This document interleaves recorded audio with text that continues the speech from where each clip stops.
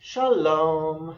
So I'm just going to get straight into it. We're on Genesis chapter 21, verse 1. V'havaya pakad et Sarah ka'asher amar havaya lesarah ka'asher diber. Very repetitive, but, and God, and this is the tetragrammaton, right? So conjunctive of, and then the tetragrammaton. Pakad is the simplest form, third person of. Um, so the root here is pe quf dalid, and it kind of means to remember or to a point. So here, I mean, I think usually it gets translated remembered, but visited is fine, I guess. We'll see. Third person masculine singular. Uh, Pretty simple. Et is the direct object marker. Sarah is her name. Ka'asher, so that's a prepositional chaf. Um, and asher is the pronoun relative. Amar is the simpler way of speaking, right? We have diber, which is considered a little harsher, and amar is a little softer. Aleph mem resh. V'ya'as. So conjunctive of, and the root here is actually ein sin hey. The hey is has absconded. La'asot is very common to do, to make um, action, right? Verb, and this is in the imperfect, but because there is that vav, it in context you have to decide whether or not the imperfect gets flipped, and here I would say definitely it does get flipped, so they have it listed as the consecutive imperfect, right? And he did, right? Havaya again is the name, the tetragrammaton. Let Sarah, so prepositional lamed to Sarah or for Sarah, and Sarah is obviously her name. Ka'asher, again, prepositional chaf with the pronoun relative. Diber is is the more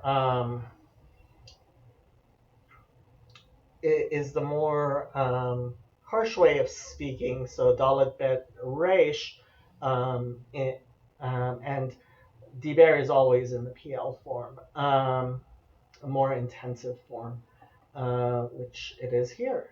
This is a pretty simple but repetitive verse. Let's see how King James translated it. And the Lord visited Sarah as he had said, and the Lord did unto Sarah as he had spoken. Okay, yeah. NIV. Now the Lord was gracious to Sarah as he had said, and the Lord did for Sarah that he had promised. Not incredibly literal. Let's see what Chabad does with this. And the Lord remembered Sarah as he had said, and the Lord did to Sarah as he had spoken. Yeah, I mean, honestly, the only really question here is how you want to translate pakad, pe quf dalid. You can look in your concordance. It is actually used a lot, including tafkid is, so when you entrust someone with something, right? You That's in the hefil form of the same verb. So trusted, appointed, however you want to translate it. Okay, let's keep on going. Verse 2.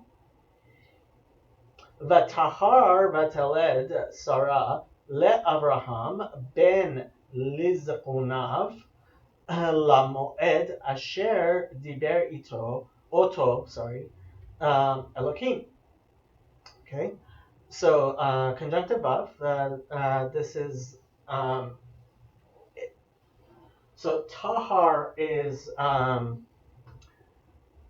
it's to conceive.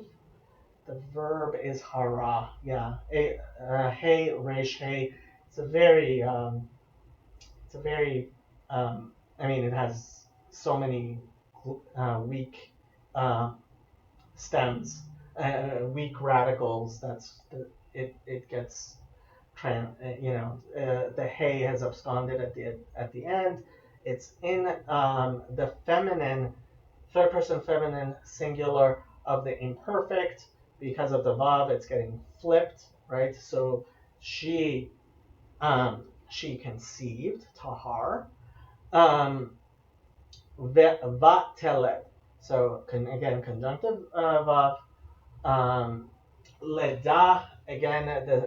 So I might even do a whole chapter on leda. Right, the two letters lamed and dalid have to do with birth and babies and things like that, right? So to give birth, um, and you know there there are related roots, and you might just say that it's that two-letter root there that's really bringing the you know I might do a whole thing on that, but so and she gave birth. Sarah is obviously her name. Le Abraham, so prepositional lamed to Abraham, and that's obviously his name. Ben Lizqunav. So Ben means son.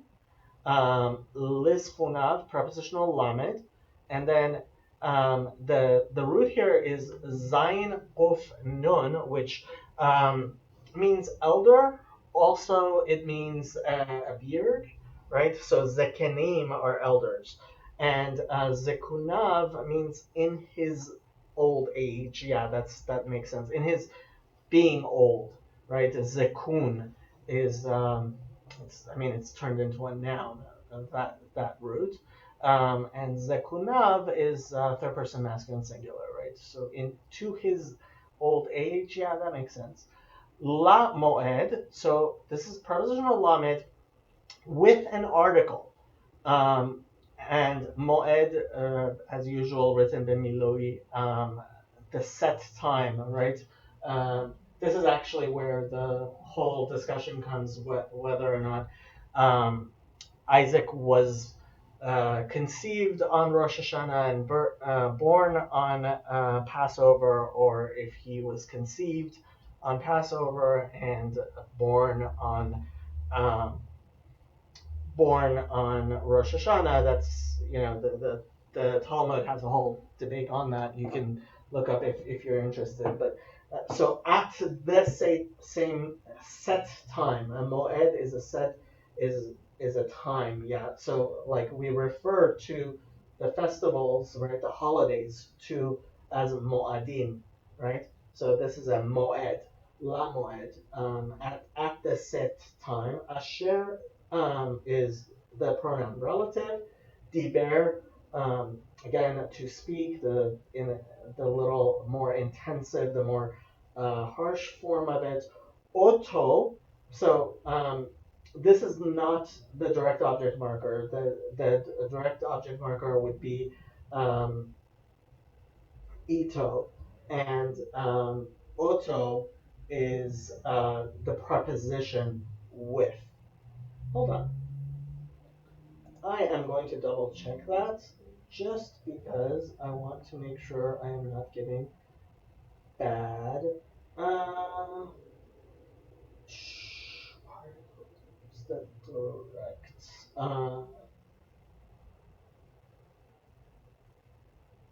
Direct object marker. Come on. Direct object.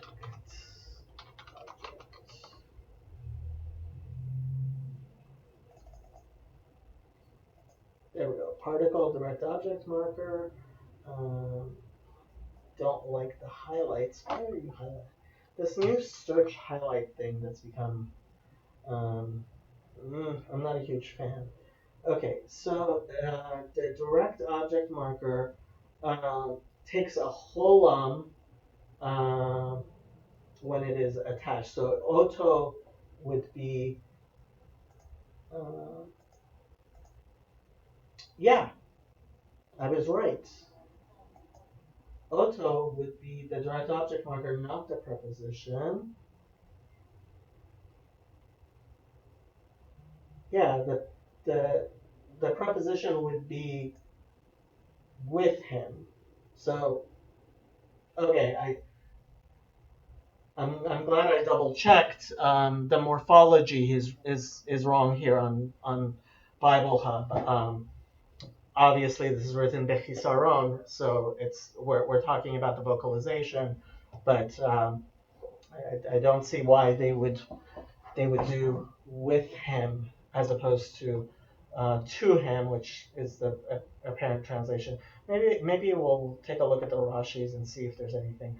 And Elohim is one of the names of God, obviously, the Shem Elokut. Okay, not the Tetragrammaton.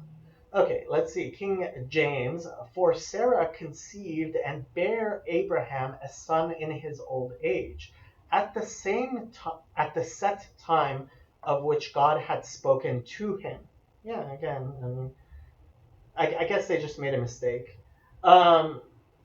Verse 2, NIV, Sarah became pregnant and bore a son to Abraham in his old age, at the very time God had promised him. Okay? Verse 2, Chabad, and Sarah conceived and bore a son. They became pregnant. Conceived. Whatever. Same difference. And bore a son to Abraham in his old age, at the time of which God had spoken to him. Right, yeah. Okay. Let's just look at the Rashis here. Rabbi Yudan and Rabbi Chama.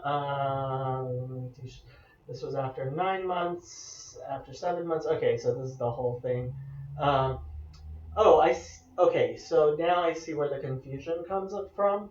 Rashi says Hebrew oto the malil yate, but so both Targum Onkelos and Targum Jonathan have translated this that spoke to him the malil yate. I guess that the Targumim kind of changed it because Aramaic. Honestly, I'm not sure. The Midrash Tanhuma apparently speaks of this. Maybe that's where the no, that's yeah. I don't know. Zikunav, and that's another Rashi you can read if you want. Now, it seems pretty clear that they should have the morphology is wrong on Bible Hub. Okay, verse 3. Vayikra Avraham et Shem beno hanolad lo asher yalda lo Sarah Yitzchak. Pretty simple sentence. So conjunctive vav, Vayikra, right? It's in the consecutive imperfect. Lof resh aleph, to call. This is a very it's a form we've had many times. Abraham is his name. Et here is the direct object marker. Shem is the noun meaning name. Beno, right? It's Ben means son. Beno is his son, third person masculine singular. Hanolad, so there it has the article there, and nolad means so again, this is the nifal form of leda. With leda. No, see, okay. So they're saying that the root here is yud lamed daled, and this is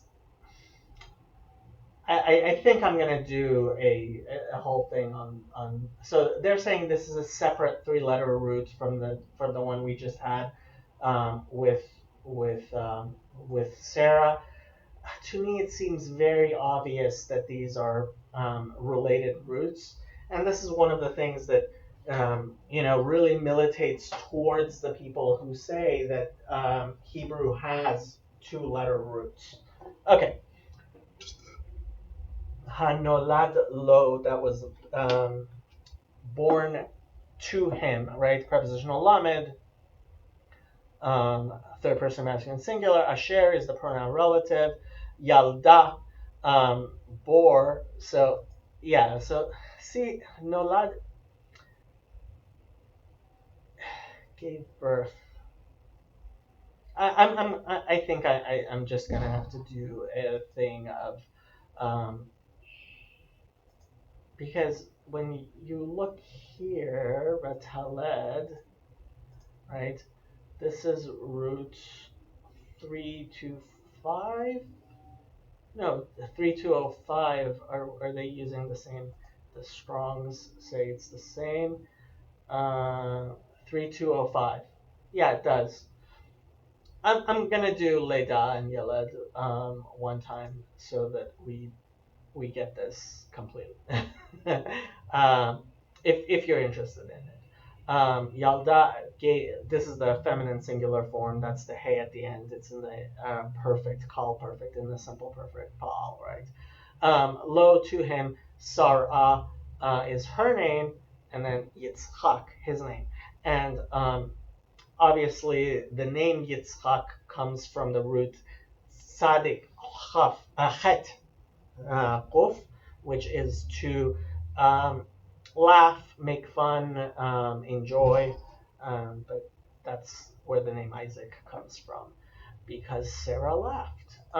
Okay, let's look at King James, verse 3. And Abraham called the name of his son that was born unto him, whom Sarah bare to him, Isaac. Okay. Um,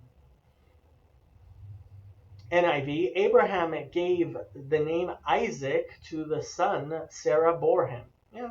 And I guess that note is probably Isaac means he laughs. Understandable. Chabad, and Abraham named his son who had been born to him.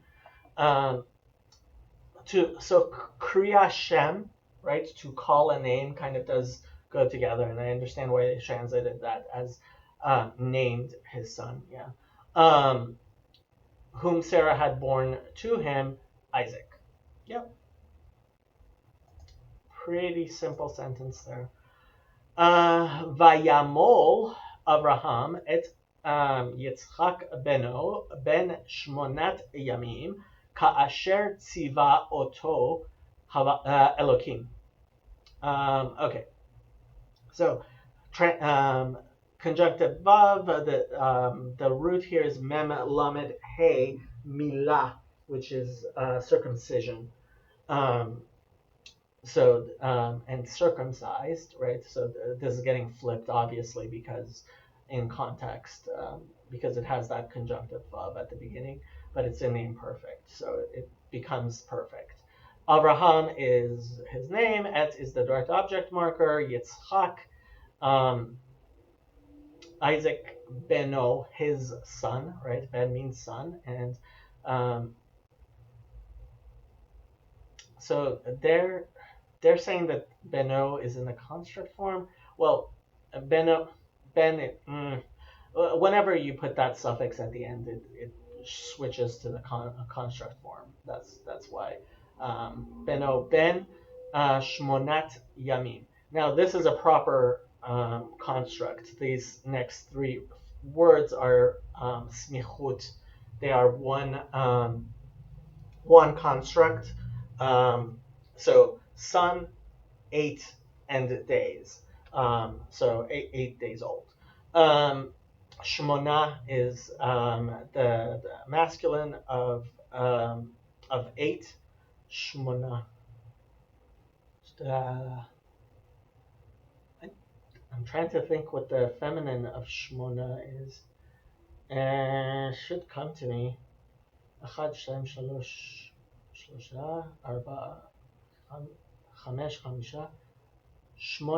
8. Might be 8 and 8. Not, sorry, I don't remember. Why don't I remember? Shmone or Shmona. See, I'm not completely worthless. um, okay. Um, Shmonat Yamim, 8 days, and the Yamim is Ben Milui, as you would expect. Well, yeah, with as you would expect with the Yud there. 8 days old. Ka'asher, prepositional chaf, the pronoun relative. Tziv'ah, right? This is where mitzvah comes from. Tzadik vav hey is to command, right? And this is in the PL perfect, as God had commanded. Oto, direct object marker. This time they got it right. Oto, Elohim. Okay. Elohim being one of the names of God, not the tetragrammaton. Verse 4, and Abraham circumcised his son Isaac, being 8 days old, as God had commanded him. Okay. NIV. When his son Isaac was 8 days old, I don't know where they got that when from, Abraham circumcised him as God commanded him. Okay. Chabad, and Abraham circumcised his son Isaac when he was 8 days old, as God had commanded him. Yep. These are pretty clear verses. Va'Abraham ben me'at shana behivaled lo et Yitzchak beno. Okay. So Abraham, conjunctive of Abraham is his name. Again, we have that same 3-word smichut, ben, mea, and shana. So ben means son, mea is 100, and here it's in the construct form, and shana means year. It is the feminine. It is feminine, and that's why mea. Well, yeah, mea shana, right? So he was 100 years old. Behivaled, so conjunctive vav, hivaled is in the nifal, they're saying, of let yaled 325. I want to put this into, so they're saying it's Yud Lamed Daled, right? Yud Lamed Daled in the Nifal. So in the constructor, we go ahead and turn it into a Nifal, and we see the inflection. So they're saying Hivaled is the infinitive. Hivaled, infinitive, lehivaled. Yep. So that's precisely as how they say it. Yeah. That's what the constructor has.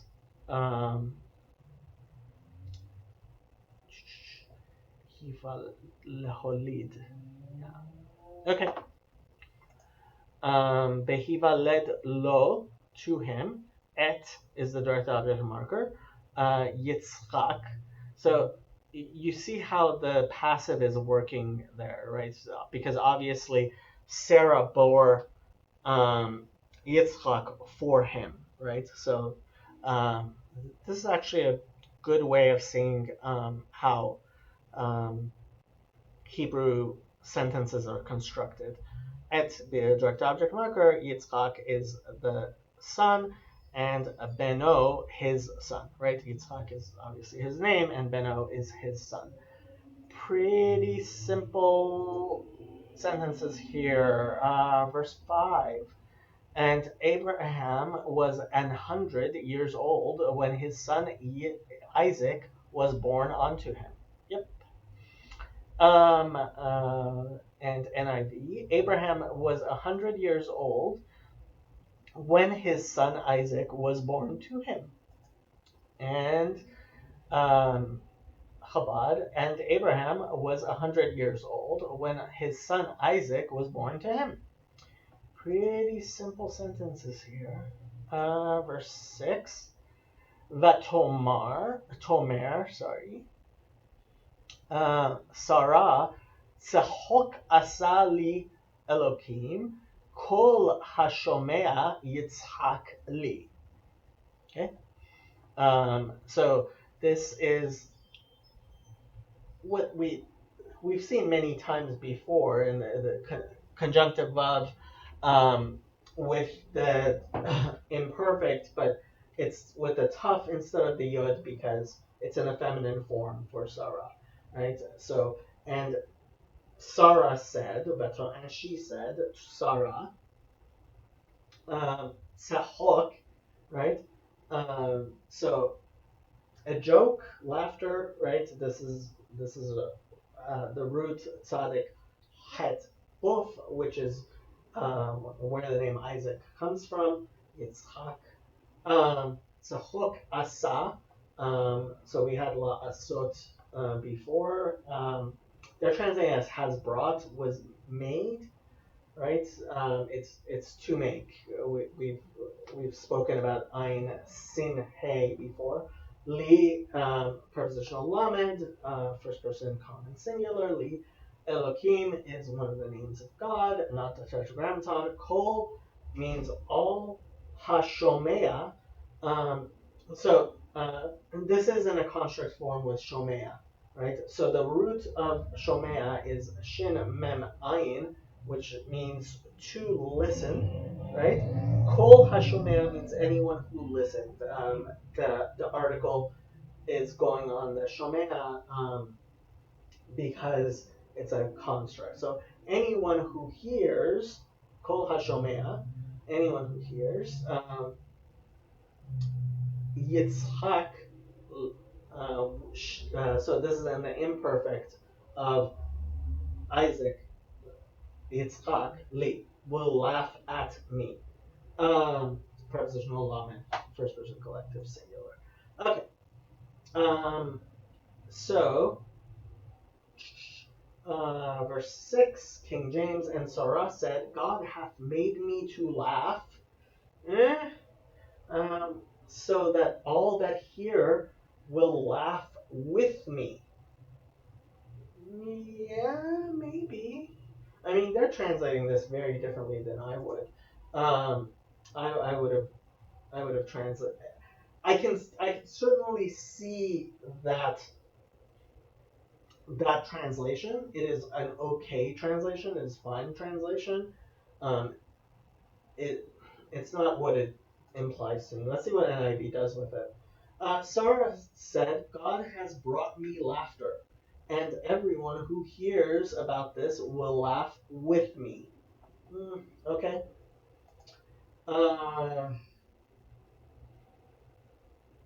So Chabad, and Sarah said, God has made joy for me. Whoever hears will rejoice over me. Let's see what Rashi says. Yitzchak will rejoice for me. Targum Onkelos and the Midrashic interpretation. Many barren women were remembered with her. Many sick people were healed on that very day. Many prayers were answered with hers, and that there was much joy in the world. Vatomer Sarah tzachok asali Elokim kol hashomea yitzchak li. I mean, yeah, I can see that, but honestly, if I were to free translate this, I would say, God has made me a joke, and anyone who hears will laugh at me. But all of these interpretations, which the King James NIV and Rashi and the Targum Onkelos and you know and the Midrash, that are, all of those are acceptable, are how you can read those words. Yeah. Okay. Next verse. Vatomer mi milel Abraham hayenika banim Sarah ki yaladati ben lizpunav. Okay, lots of new words here. About Tomer, right? Just like we had, and she said, right? Previous sentence. Me, that's the interrogatory. Who? Milel. So they're translating this as would have said. Milel is Aramaic, not Hebrew. Um,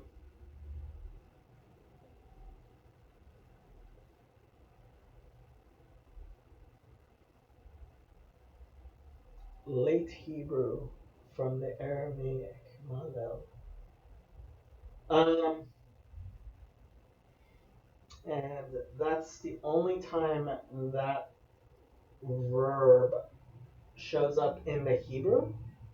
I mean, in the Torah, 5 books of Moses, also shows up in Job, Psalms, and Proverbs. 5 times total that verb is found in the Bible.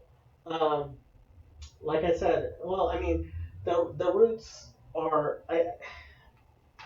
Milel is used in Aramaic a lot and very rarely in the Hebrew. I mean, Yov is one of the most ancient parts of the Bible.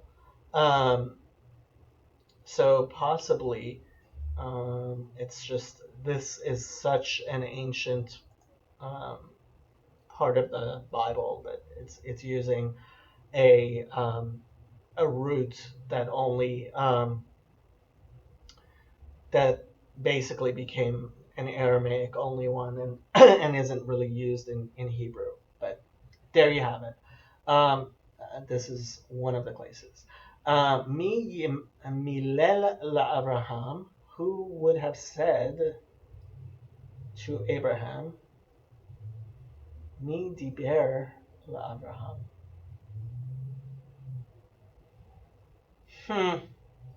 It's very interesting that that's used.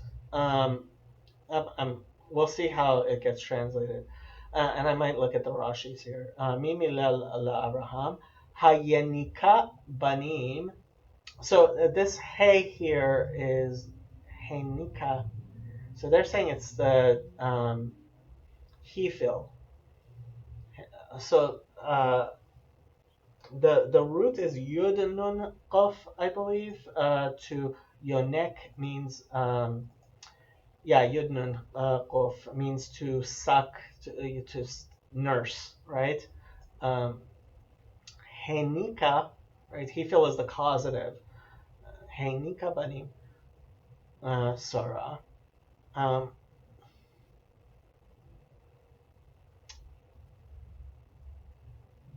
so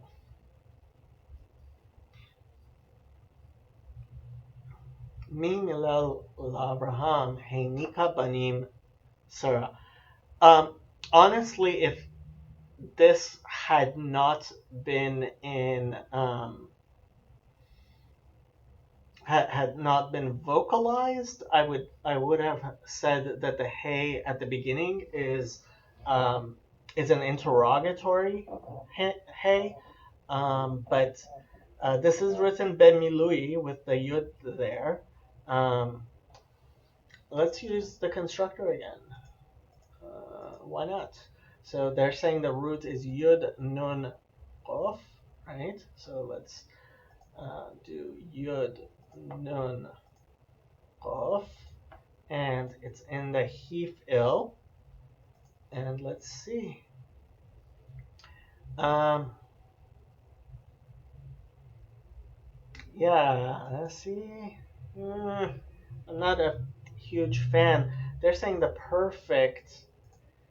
Uh, so female perfect. Where was the constructor? Female perfect. Um, is Honika, and here it's Heinika.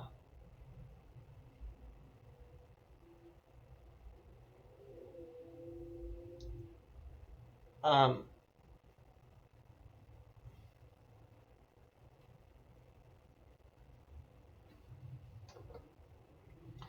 See, I would say that.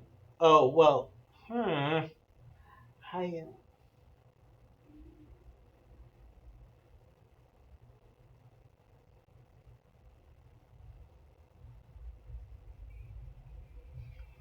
I don't know what to say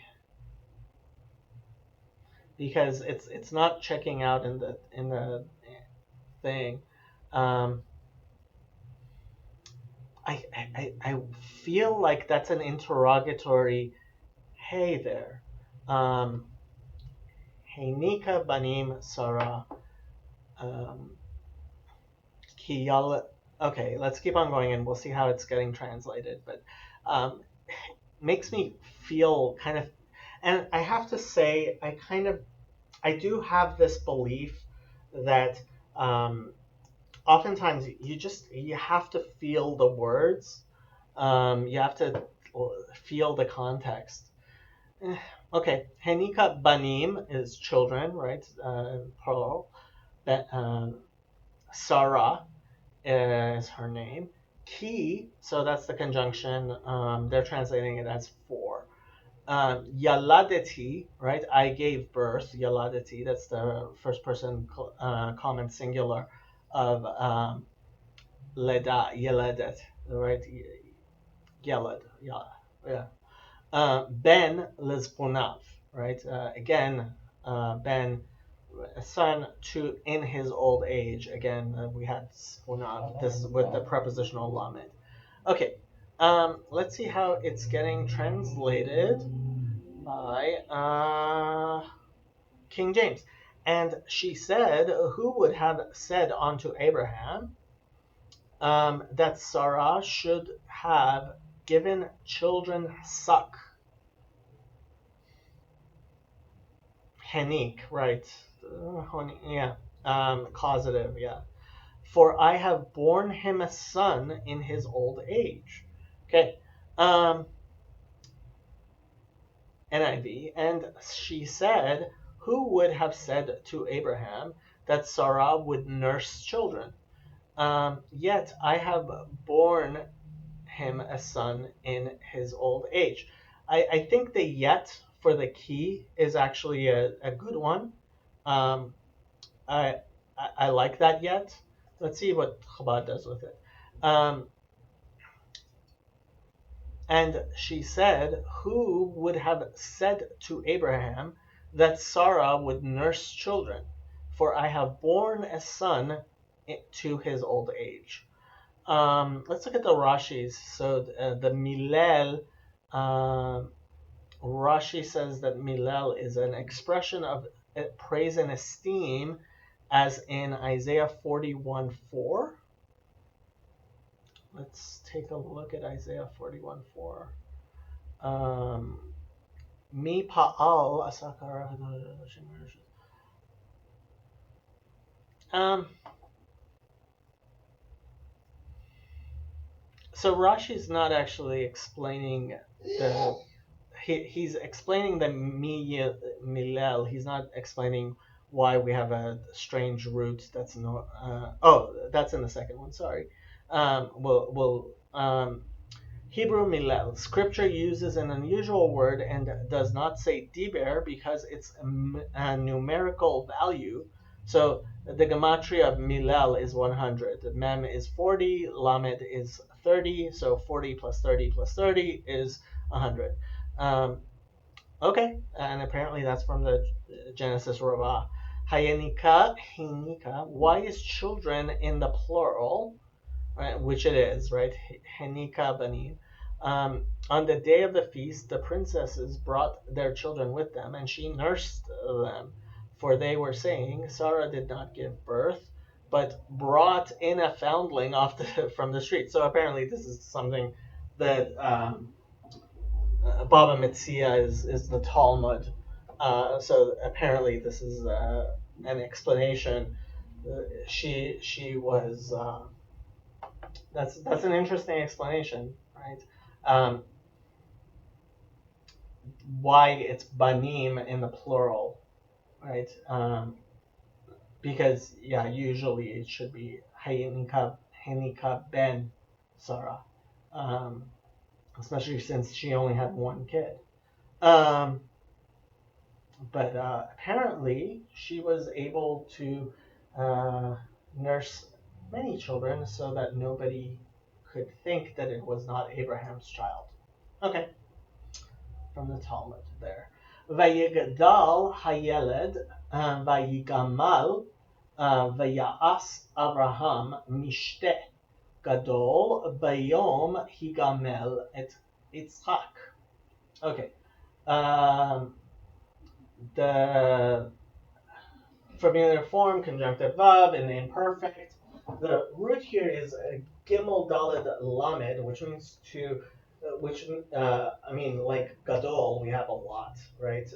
Gedula. Um, it means to grow, right?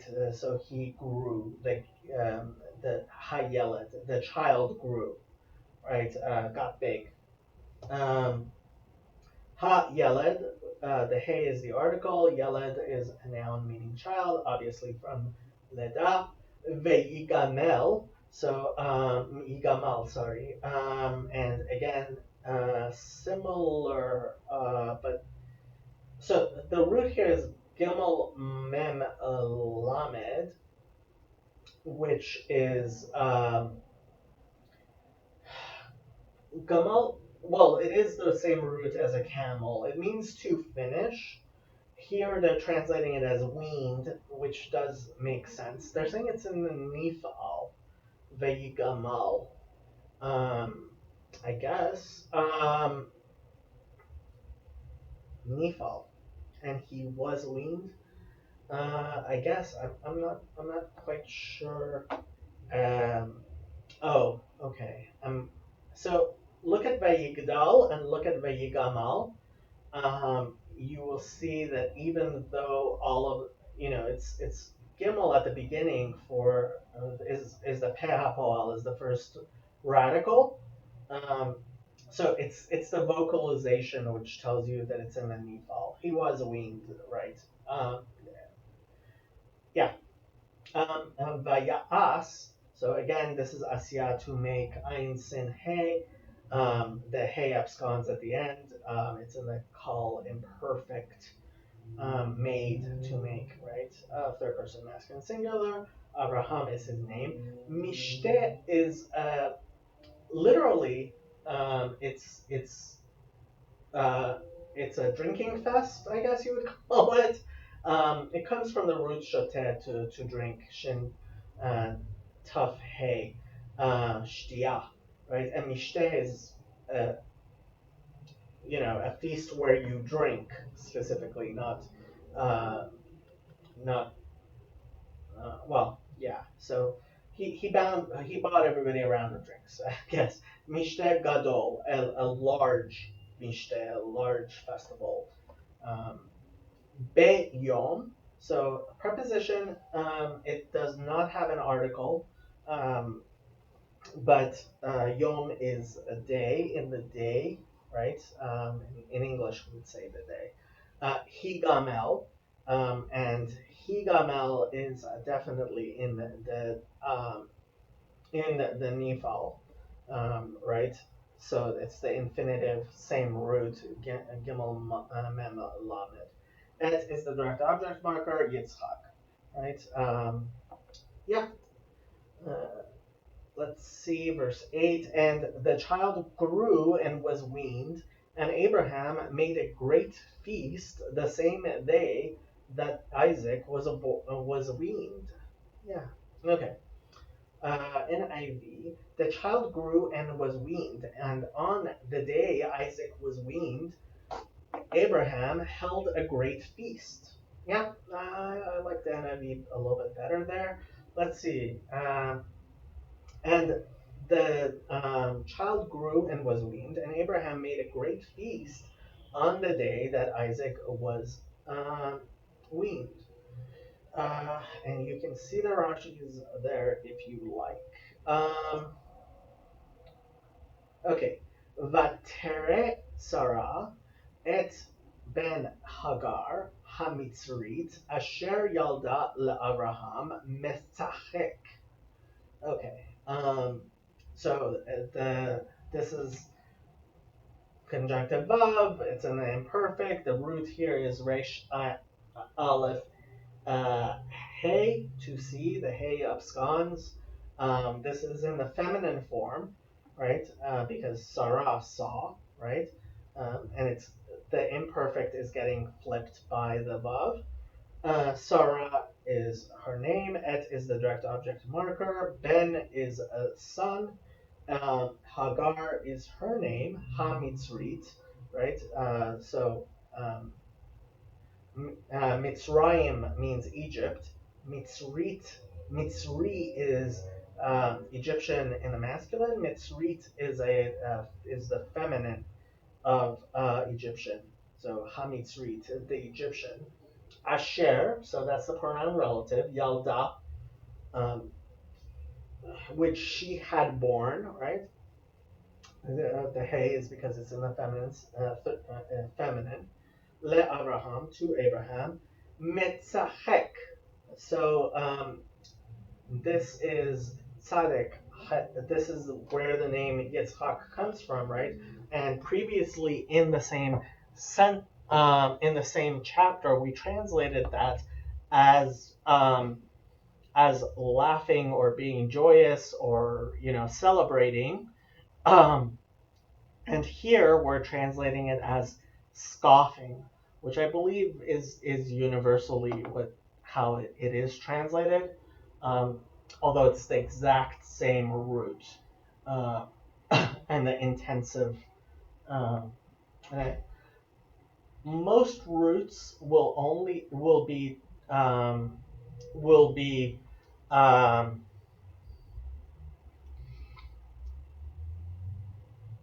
conjugated. Sorry, I was blanking there. Conjugated either in the Pa'al form or the PL form. It's rare that the same verb will be used. I mean, the same root will be used in both forms. But I guess it is possible. I'm not sure if it happens. I might look that up as well. Okay, let's see what's.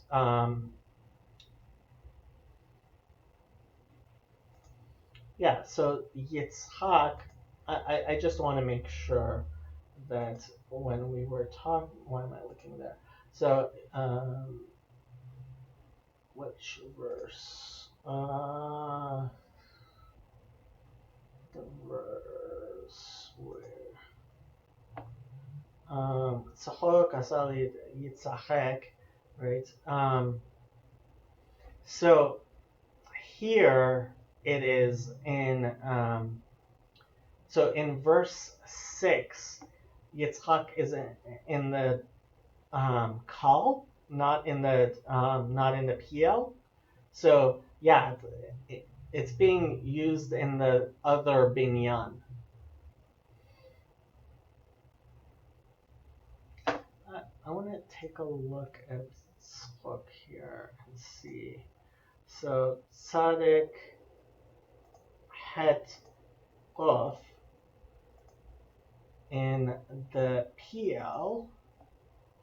Let's take a look. So in the PL, it would be Yitzhak.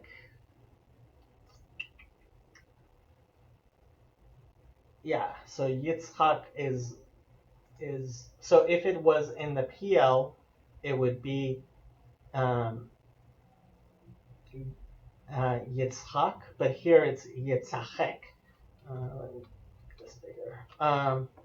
See, it's Yetzachek. Now, if we were to change it into the Kal, right into the Pal, then it is Yitzchak. Yeah, so this is a different form um, of the verb. It's a different binyan. This is in the PL where it's being translated as scoffing. It's so the difference between Pal is usually called simple, right? That's how they do the morphology here. They say Kal, and this form is in the intensive, the PL. So if you're interested, you can look into over here. We have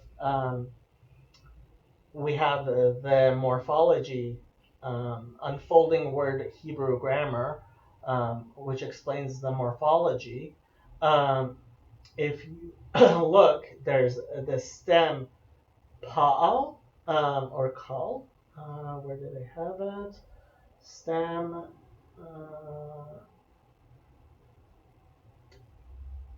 kal. So they have stem kal, right? That's the pa'al, and they have the stem pl, right? So and they express the PL stem is the most flexible stem formation in biblical Hebrew and can express simple, intensive, resultative, causative, or other kinds of verbal action depending on the context and specific verb. Yeah. So this is here, it's in the PL. Let's look at the translations. Verse 9, King James. And Sarah saw the son of Hagar, the Egyptian, which she had borne unto Abraham, mocking. Okay, so they're saying that tzchok in the PL form is mocking. NIV, and but Sarah saw the son whom Hagar the Egyptian had borne to Abraham was mocking. Okay.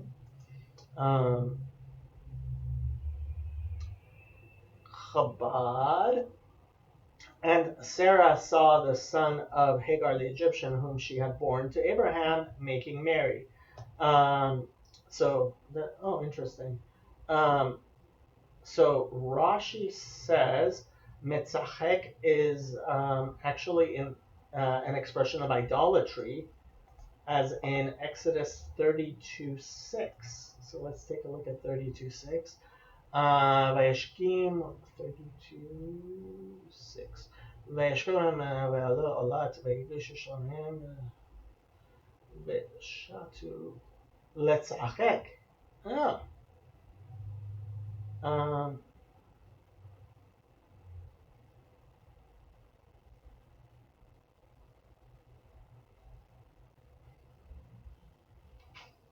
I am not sure. Oh, right. So this is by the Chet HaEgel. Okay.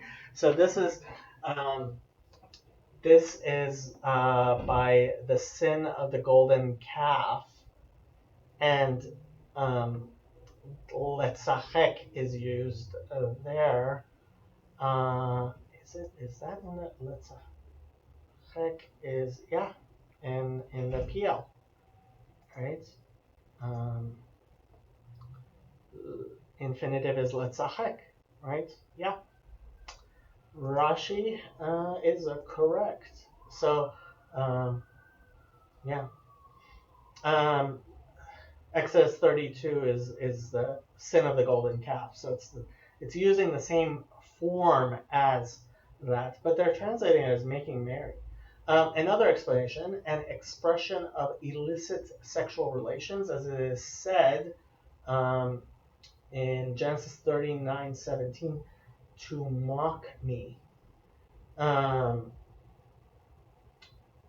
Genesis 30,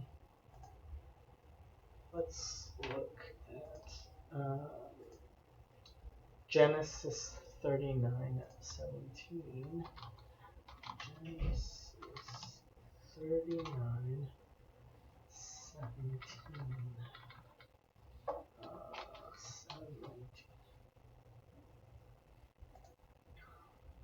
And this is by Eshet Potiphar, apparently. And she spoke to him, כדברים האלה לאמור, בא אליי, אשר הבאת לנו, לצחק בי.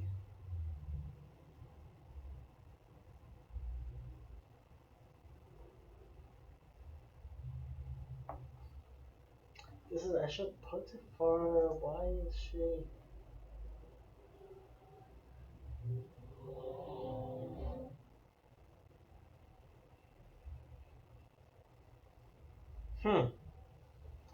Okay, interesting. Yeah, I mean, you can look at... Yeah, it's the same... It is the same thing to mock me. Another... I mean, it's the same as Eshet Potiphar. Another explanation of a murder, as it is said, Samuel 2:14. This is a little bit of a stretch. Let the boys get up now and sachek. This is with a sin. Before us. That means a schok means to play. Obviously, they have the same roots in the same place. Tzadi and sin. Okay. Yeah. I mean, you can look at those verses and see how you like any of those. But okay, where were we? Let me close that down and close that down and go back.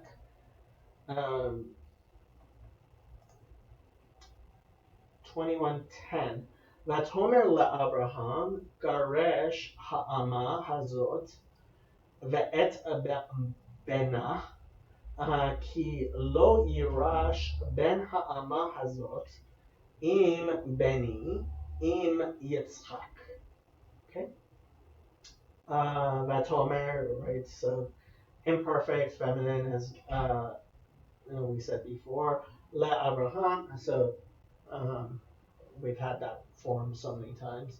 LeAbraham, to Abraham. Garesh. So this is the root is Gimel Resh Shin. It's the same root that's used by when God kicks Adam and Eve out of the Garden of Eden, and it also means to divorce. So Garesh. So this is in the imperative, PL imperative. So it's in a command form. She's telling him, cast out, right? Ha'ama, article hey. Ama means slave or servant.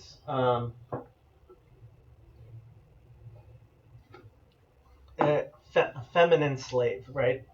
Masculine slave is Eved, feminine is Ama. Hazot, this one, right? With the article, and this is the pronoun third person feminine singular. Ha'ama hazot means this specific one. It's emphasizing her, right? Ve'et, so conjunctive verb. Et is the object marker. Benah, ben obviously means son. Benah means her son. There is hey mapik there. There's a dagesh in the hey to tell you that that's it's a grammatical thing telling you it's her son. Ki, that's the conjunction. Ki for, yeah, that's fine. Lo means not. Yirash. So the root here is yud resh shin, I want to say. Yep, yud resh shin, which means to inherit, right? Yerusha is an inheritance. Yirash, it's in the column perfect. Third person masculine singular, shall not be an heir, shall not inherit. Ben Ha'ama, right, the son of the slave woman, Hazot, this slave woman, exactly like we had before. Im is with the ayin, means with, right? Im, Beni, my son. Im Yitzchak, with Isaac. So she's being very, very specific. Um, yeah, she doesn't like Ishmael. Okay. 21:10, King James. Wherefore she said unto Abraham, cast out this bondswoman, okay, and her son, for the son of this bondswoman be shall not be heir with my son, even with Isaac. Even with? I'm not sure I would do even with. Let's see.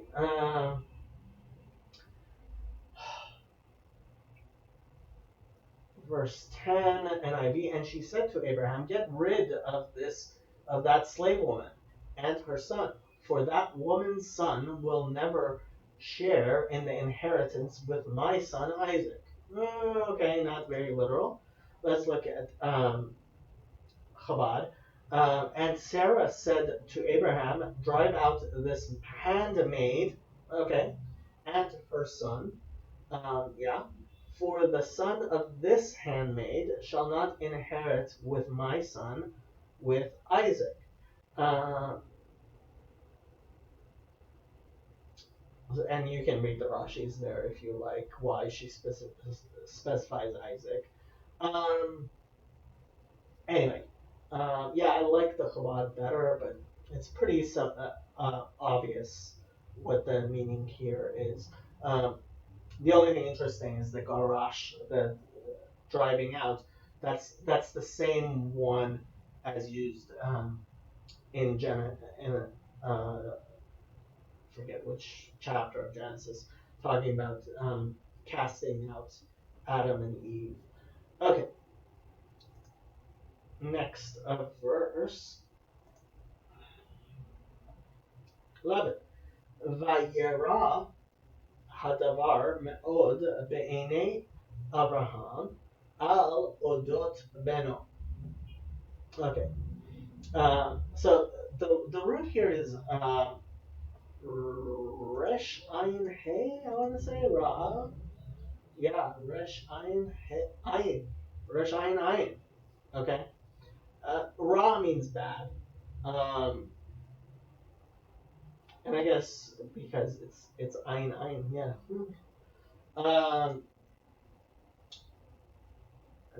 Only one of the Ayins is showing up because it's a guttural. Again, sentences start with this a lot, conjunctive of. It's in the consecutive imperfect, right? It's being flipped. So it was bad. It was displeasing. Yeah. Yeah, I guess. Ha davar. So article davar is a thing. Obviously, we have this root a lot at the dalet bet resh. Me'od. Very much written without above, I believe as is normal, but me'od is like in Genesis 1, right? Pretty sure. Oh, actually, no, I'm thinking of Deuteronomy 6:5, right? Me'od. Anyway, me'od, very much, right? Be'ene, so prepositional bet. Ain means eye, einayim means eyes, and here it's in the smichut, it's in the construct form with Abraham. So it's in the eyes of Abraham. They're saying in the sight of Abraham. Al odot, al is the preposition with the ayin, not aleph. Odot is, yeah, it means cause. I'm not sure how it's used. This is the first time we've had it in the Bible. It only shows up 11 times. I would probably al odot. I would probably translate that as regarding. You can use your from the same as ud. Huh. That's interesting. Um, you can look at your concordance if you want to take a look at that.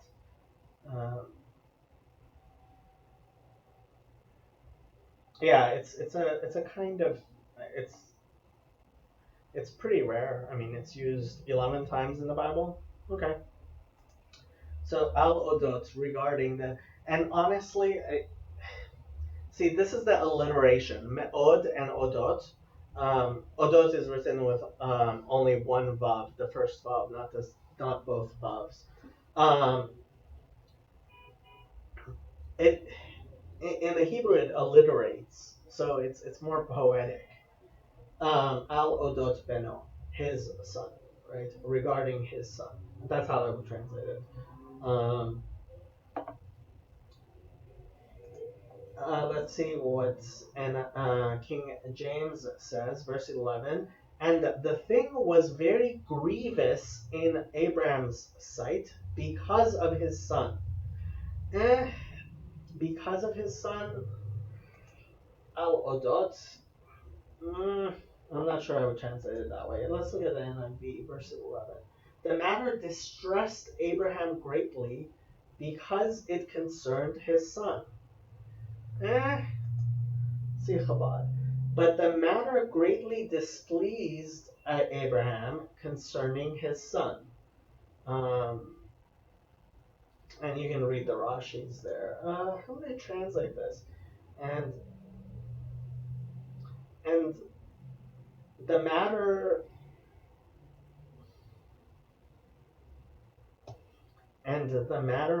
was bad in his eyes, seemed bad, I guess. It's hard to translate this. I mean, it's clear what it means, but it's still hard to translate it. Yeah, you can take any of the translations. The meaning is obvious, I think.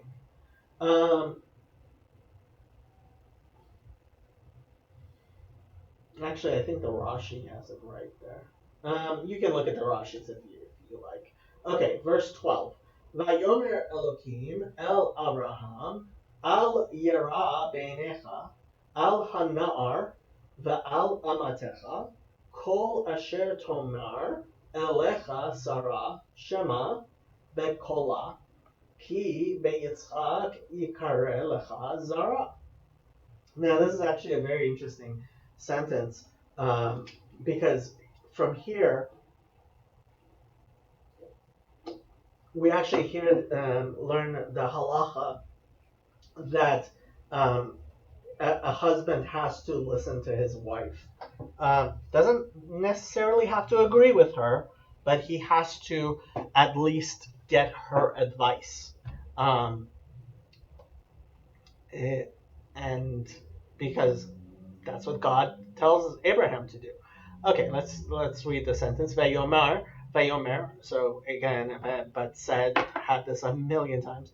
Elohim is the name of God. El is the preposition with the aleph, not ayin. Abraham is his name. Al. So this is not, right. This is kind of like a low, but al means it's a negation, right? So the 10 Commandments, right? You shall not, right? Thou shalt not kill. It's actually al tirtzach, right? You shall not kill. Yara, so it's in the imperfect of ra, again, exactly how we had in the previous sentence, right? It was bad in his eyes. God is saying, al yara beinecha. It should not be displeasing in your sight. Yeah, that's fine. Prepositional bet, ayin is singular. Einayim is eyes. Einecha is your eyes. Okay. Al is the preposition with the ayin, not aleph. Ha na'ar, so has the article. Na'ar means young boy. Nun ayin resh. And that shows up many times in the Bible. You can use the concordance if you like. Ve'al amatecha, so conjunctive vav. Al is the preposition with the ayin, not aleph. Amatecha is your, handmade. The Chabad translated, which is fine. It's ama, right? But here, since it's yours, it's amatecha. Kol, everything. Asher is the pronoun relative. Tomar, right? This is the imperfect of to say, right? Ayin aleph mem resh. Tomar shall say, and it's the feminine. Elecha. So again, this is a preposition with the aleph, not ayin. Elecha means upon you, so to you. Sarah is her name. Shema. So this is the command form of shin mem ayin, just like in Deuteronomy 6:4 in the Shema, right? This is Shema, right? Listen. Bet kola. So prepositional bet. Kol means voice. It is, I think, always written without bechisaron, without the vav. And kola is her voice, right? Listen to her voice. And it's funny. We actually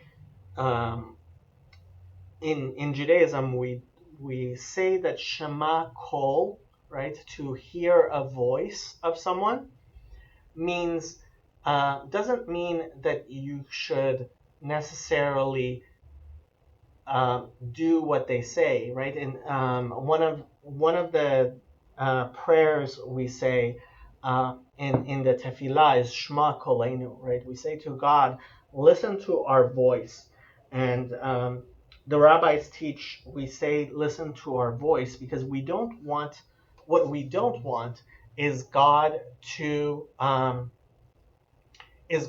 necessarily do exactly. You know how you say be careful what you wish for, you might just get it.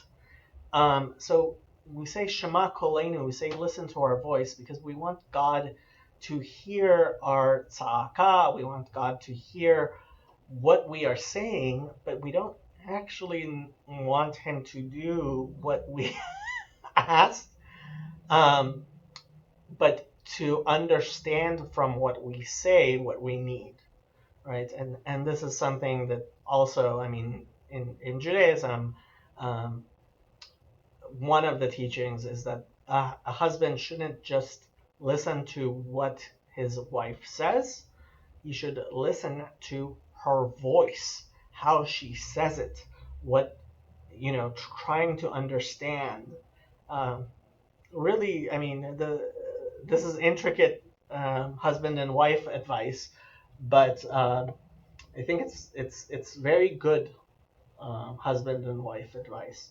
So Shema bekola, listen to her voice. Ki be Yitzchak.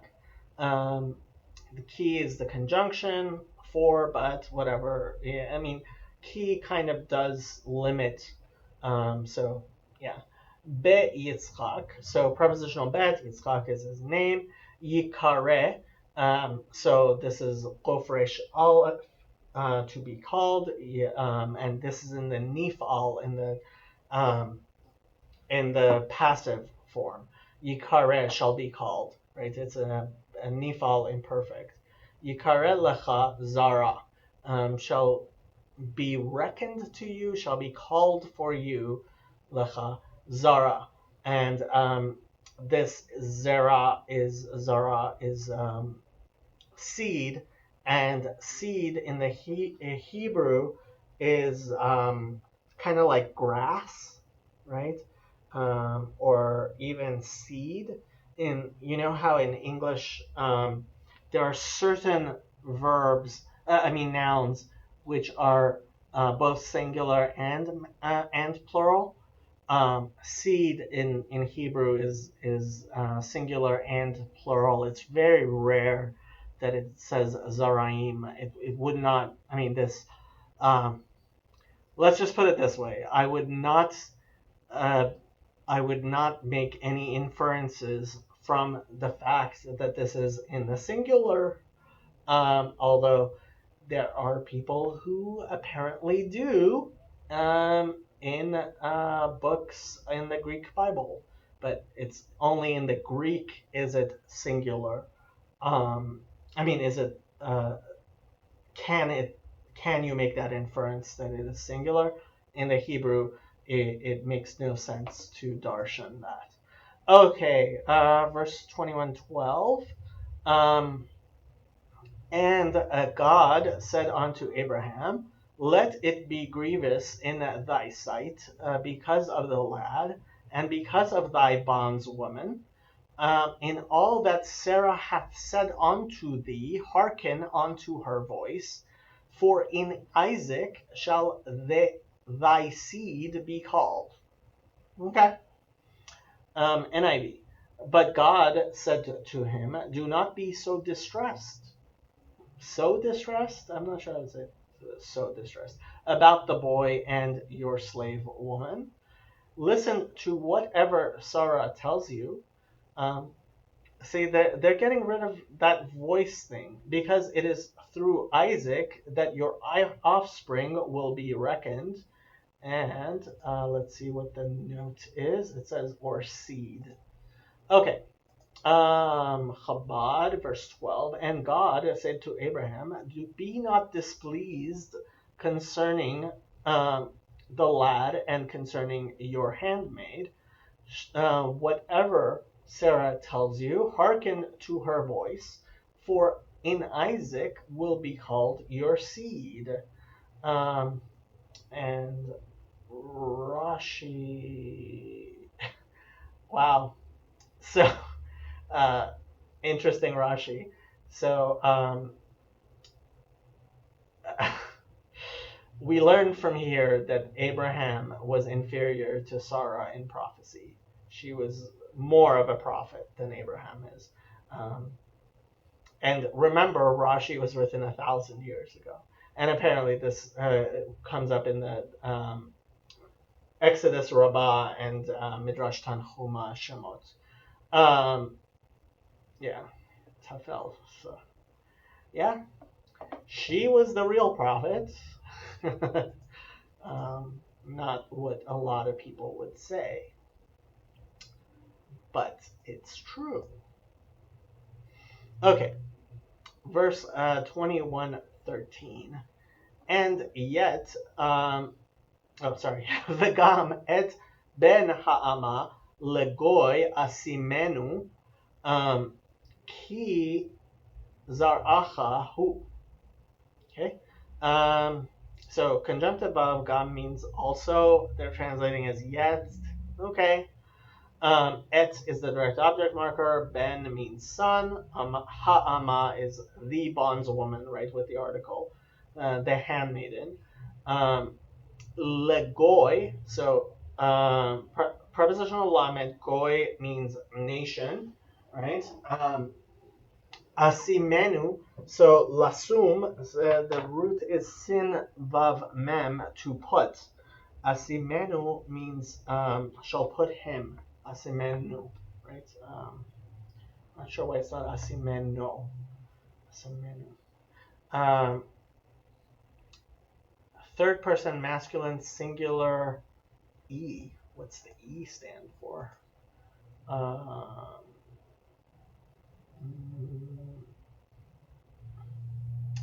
Masculine singular. What's the E stand for? Gentilic.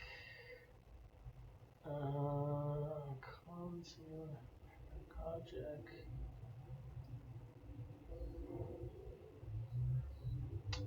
What is the E?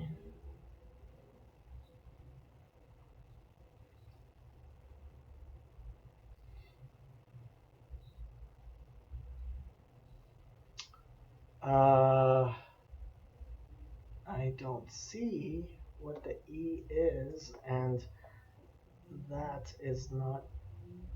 I guess that's all of it? Yeah, masculine singular. Third person masculine singular. E. Why is it MSE? Morphology.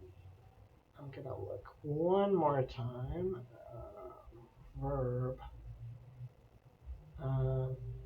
Masculine singular.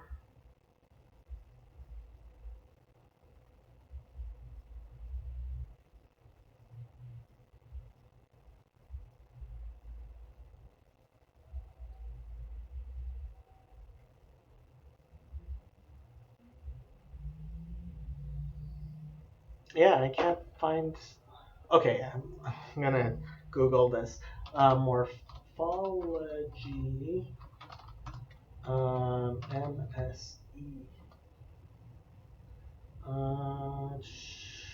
No, that's not.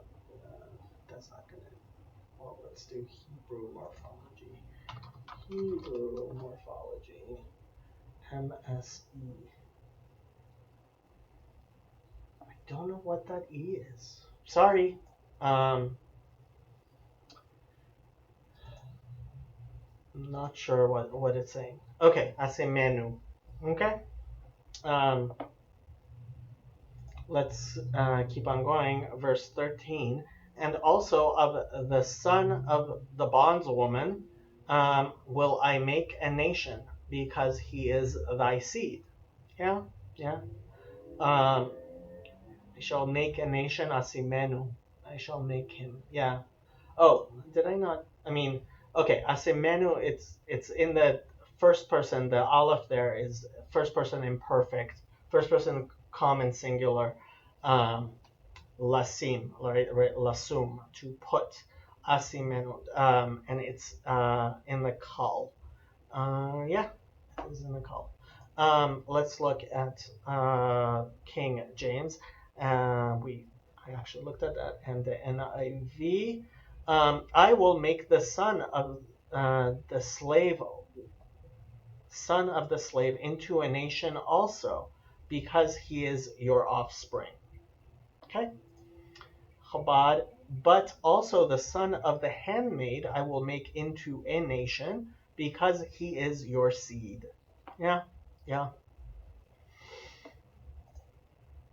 I just don't know what that morphological thing is, because it just says MS. I guess if maybe I'll see it somewhere else and I'll be able to see it fully. We'll see. Okay.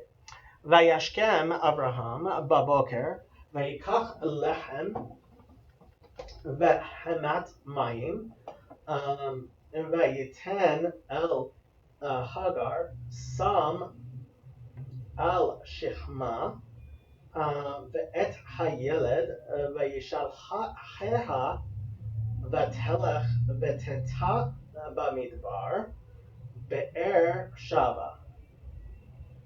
Okay. So, Vayashkem, right? So, this is an interesting verb. So, Shin Chaf Mem literally means like a shoulder. We use it in Safania, right? Beshchem Achad, right? As a verb, Vayashkem means to get up early in the morning. And apparently, I mean, this was an important thing enough. This actually shows up quite a few times in the Bible.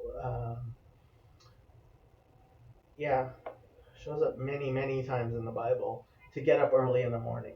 65 times, right?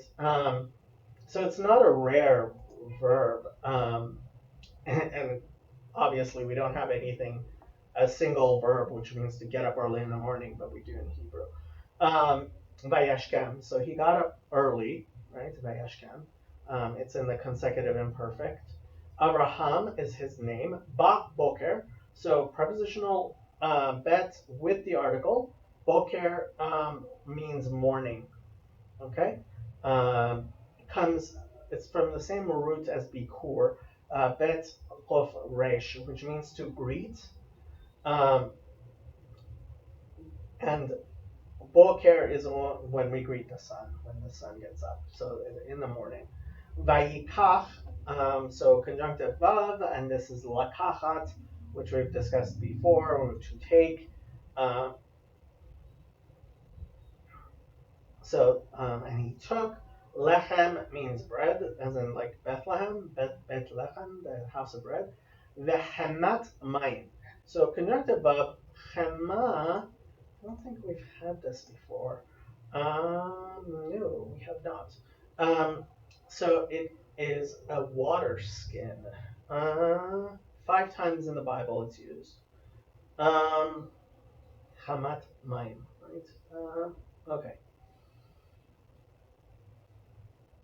Yeah, and apparently they're not sure either what that. Um, so I actually, for a second there, I thought it was um, the hay was getting changed into a tuf, but apparently chamat, it's always chamat. It's not because it's in the construct. It is in the construct form, but it's not solely because it's in the construct form that it's turned into a tuf. This is not related to chet mem hay. It's chet mem taf. Okay, chamat mayim, a skin of water, right? It is in the construct form with mayim. Vayiten, so again, conjunctive vav, it's an imperfect.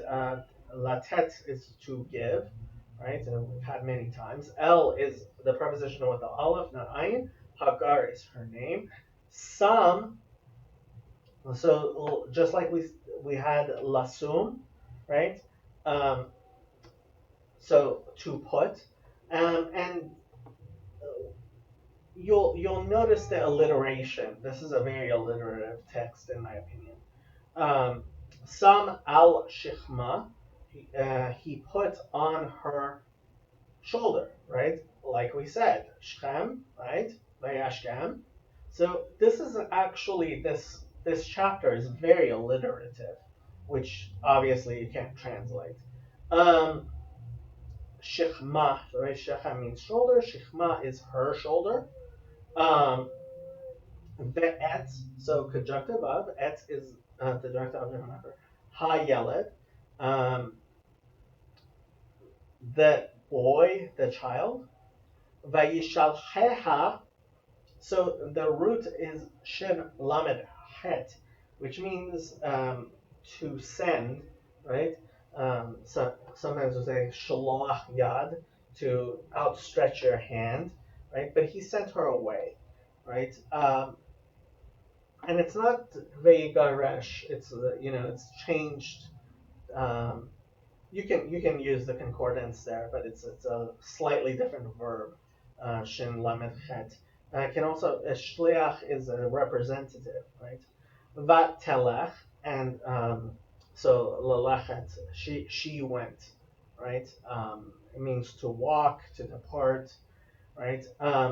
Vat teta, this is a rare verb, teta.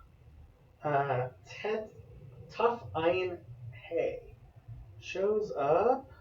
Oh, it's not that rare. 50 times it shows up. I hate ooh. Let's see here. Oh, as in ta'ut. Oh.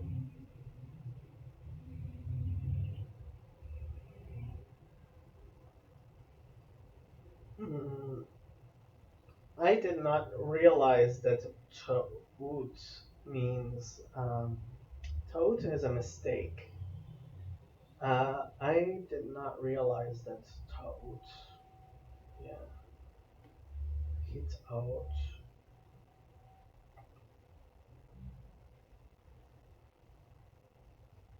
Yeah. For some reason, I didn't realize it would be the same root. Uh, kind of like to miss, right? That teta, and they're translating it as wondered. She made a mistake. She didn't know where she was going. Vateta, and she erred.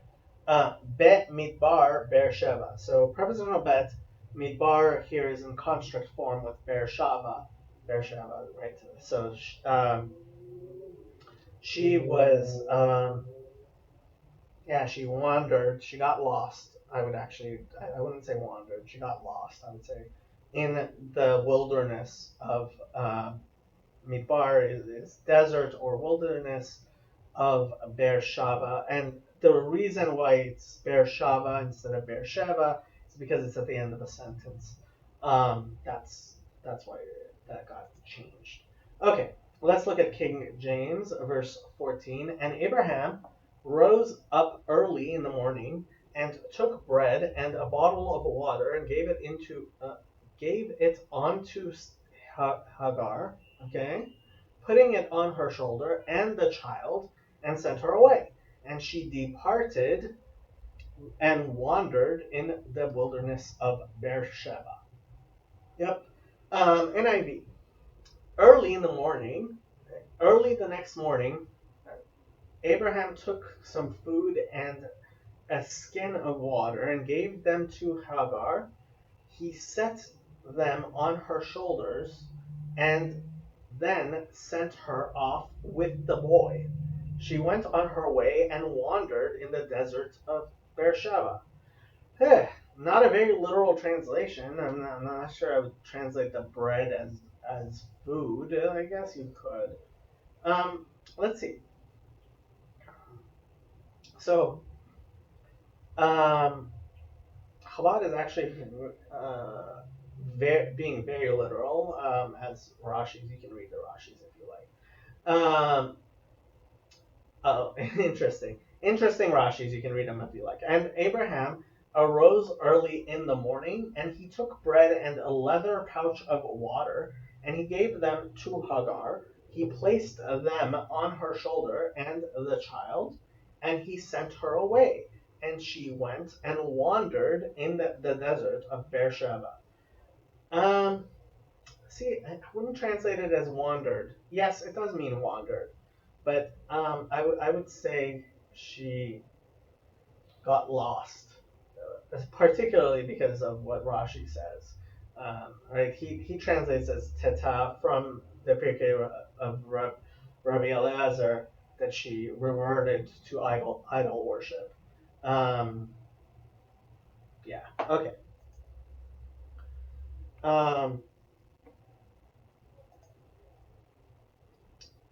Vayichlu hamayim min hachemet ותשלח את הילד תחת אחד השיחים. Okay. So yichlu, we haven't had this for a while. Means to come to an end, right? Vayichlu hashamayim v'aretz, right? In Genesis we say that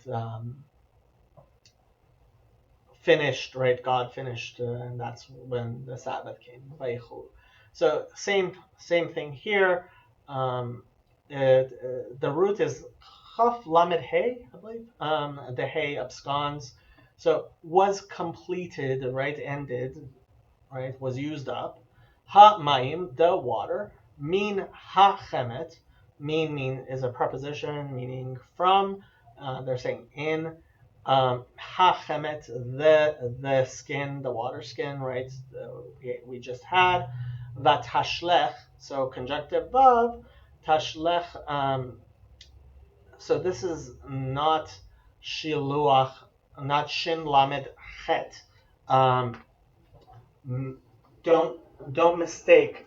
This is shin lamed chaf, right? And they're saying it's in a hefil, which I'll believe. But this is a different thing from the sending, to throw, fling, cast. This is the first time it shows up in the Bible, but this is a different shalach. I mean, obviously they're related. They have two similar things. Vayashlech, yeah.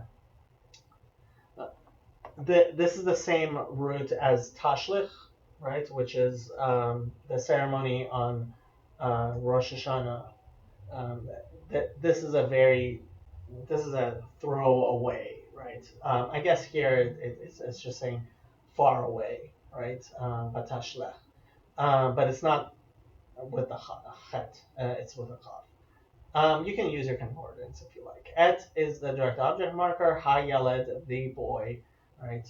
With the article. Tachat means under.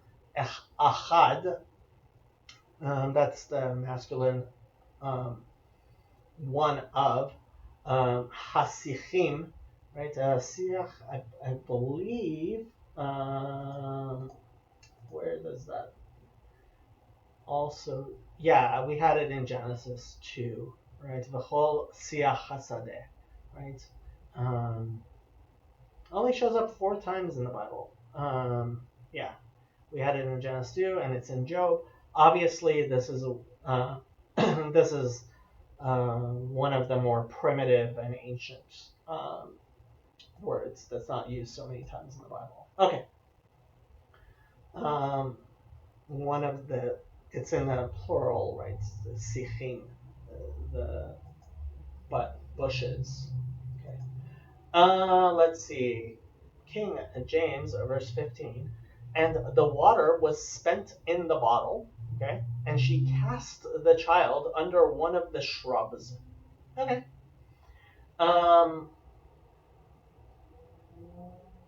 When the water in the skin was gone, she put the boy under one of the bushes. I like King James better than this.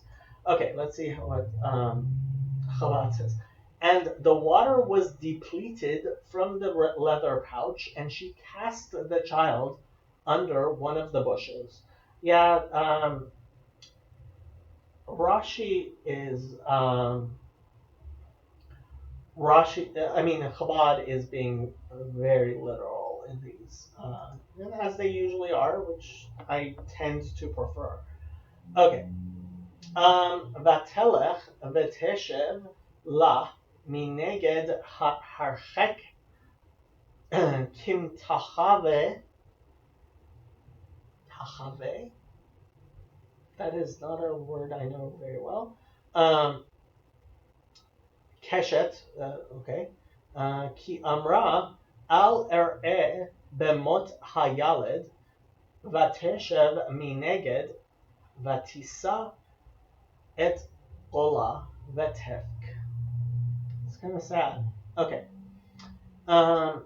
So vatelech, and she went, right? This is very common, consecutive imperfect getting flipped by the vav at the beginning, conjunctive vav at the beginning. It's in the feminine, but it's halicha, to go. Vateshev, so, and she sat, right? Similarly, this is lashevet, right? To sit, sat down, settled. La,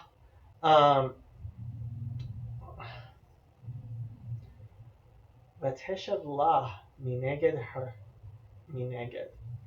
That's a little bit strange. The la, the to her.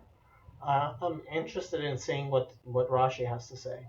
Mi neged. Neged means against or opposite, right? Just like we say that Ezer Kenegdo, right? His wife was God made a helpmate to oppose him, right? Opposite him. Mi neged, right? So she went and she sat opposite him on the other side.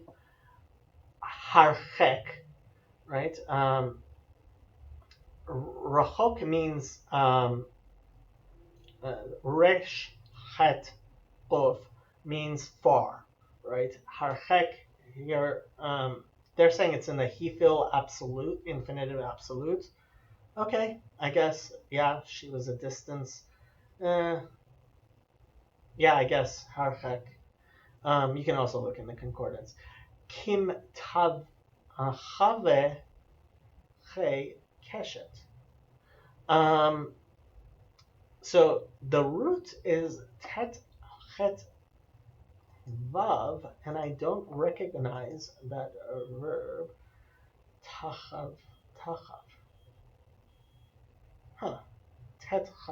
Well, there's a reason. It is the only time it is used in the whole of the Bible.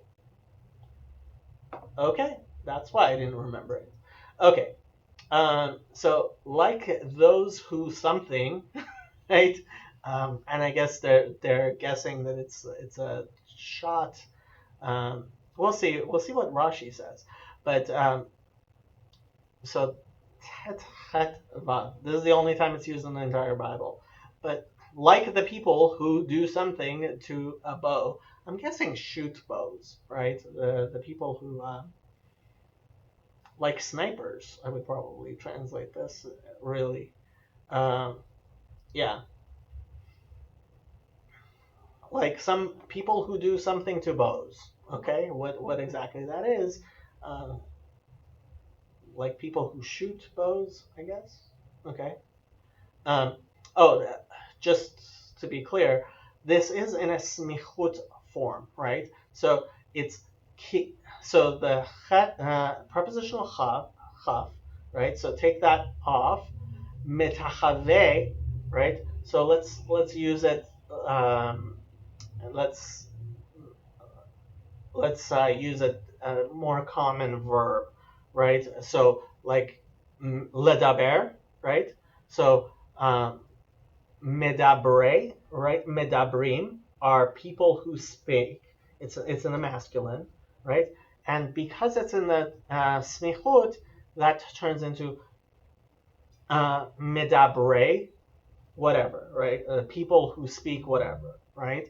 So this is people who tachave, whatever tachave means, I guess, shoot, um, bows, right? So this is one big smichut. Oh, one. I mean, it's two nouns next to each other in the construct form. Ki, usually translate that as because, the conjunction. Amra, she said. Um, Al, not. Right? So this is in the imperfect first person common singular. I do not want to see. Resh Aleph Hey is the root to see. Bet mot. So the prepositional bet mot written ben milui. It's written completely with the vav. The death, right? The death. Yeah. Hayalid, the of the child. Article hey, and then Yeled becomes a Yaled because of where it is in the sentence. There's like a comma here. Vateshev, um, conjunctive vav. Teshev is in the imperfect of to sit, just like we had earlier in the sentence. Exact same word. Mi neged, again, opposite, right? So this is a very alliterative text. That's the one thing I would take from here. It's a very repetitive, alliterative. This is a poetic text in the Hebrew. Okay, Vatisa, and she raised, right? Et Gola, she raised her voice, right? Yeah, so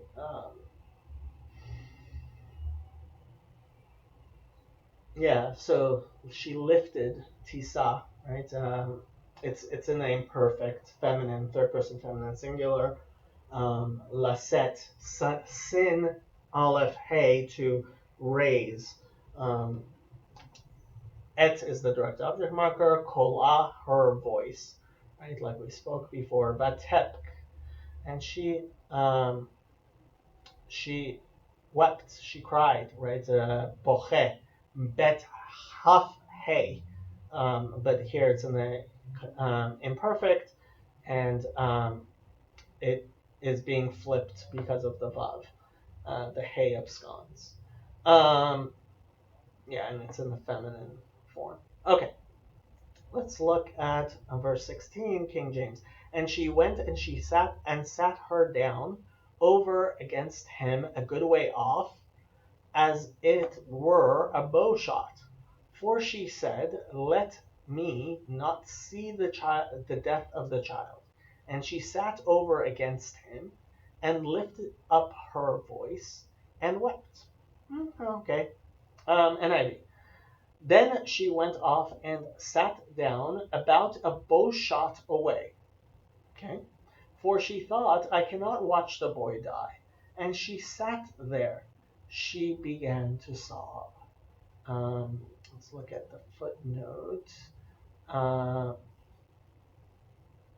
oh, apparently the Septuagint says that the child began um, to so right. So the Masoretic text um, has her crying, and the Septuagint has the baby crying. Okay. Let's see. And she went and sat down from afar, at about the distance of 2 bow shots. We'll see what that says. Okay. For she said, let me not see the child's death. And she sat from afar, and she raised her voice and wept. Yeah. Okay. So let's see what Metachve Keshet Rashi says. As far as bow shots, and it is an expression of shooting an arrow. Language of the Mishnah. Apparently, the Mishnah says.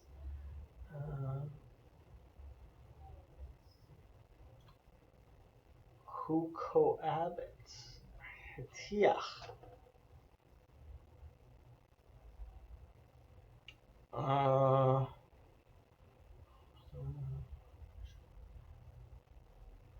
Okay, I guess this is used later. Aha, I see.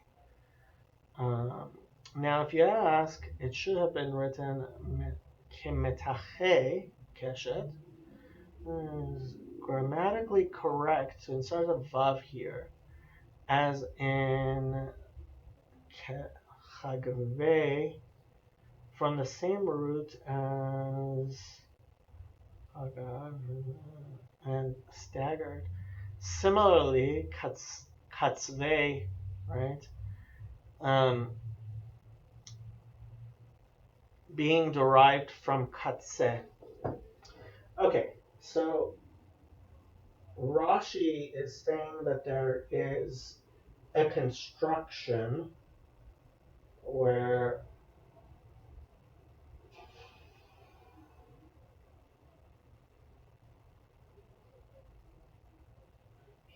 where a vav will give a, I guess I'm not too sure. But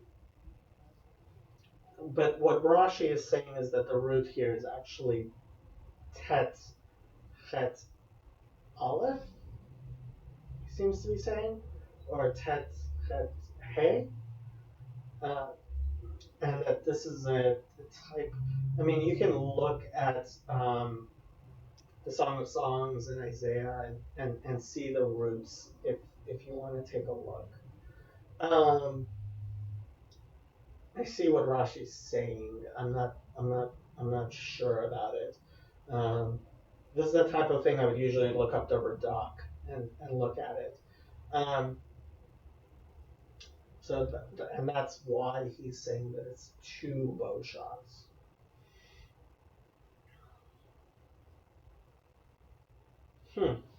Okay. Yeah. So he's relating it to a Mishnah which talks about cohabitation between man and wife.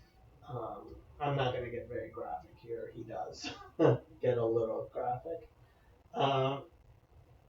Yeah. Okay. Let's go back.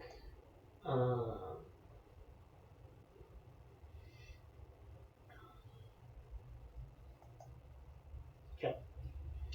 Vayishma Elokim et kol hanar, like Ra Malach Elokim El Hagar Min Hashamayim Vayomer La Ma Lach Hagar Al Tir'i Ki Shama Elokim El Kol Hanar Ba'asher Husham. Okay. Vayishma, right? So this is from the roots to hear that we talked about. We've been talking about listening to voices here, and that's what's going on here. Consecutive imperfect being flipped with the vav. Elohim, name of God, not the tetragrammaton. Et is the direct object marker. Kol, interestingly, here is written bemilui. It's written with a vav. So you may want to darshan that. Hanar. So the voice of the boy, right? Hanar, with an article. Vayikra, so and called, right?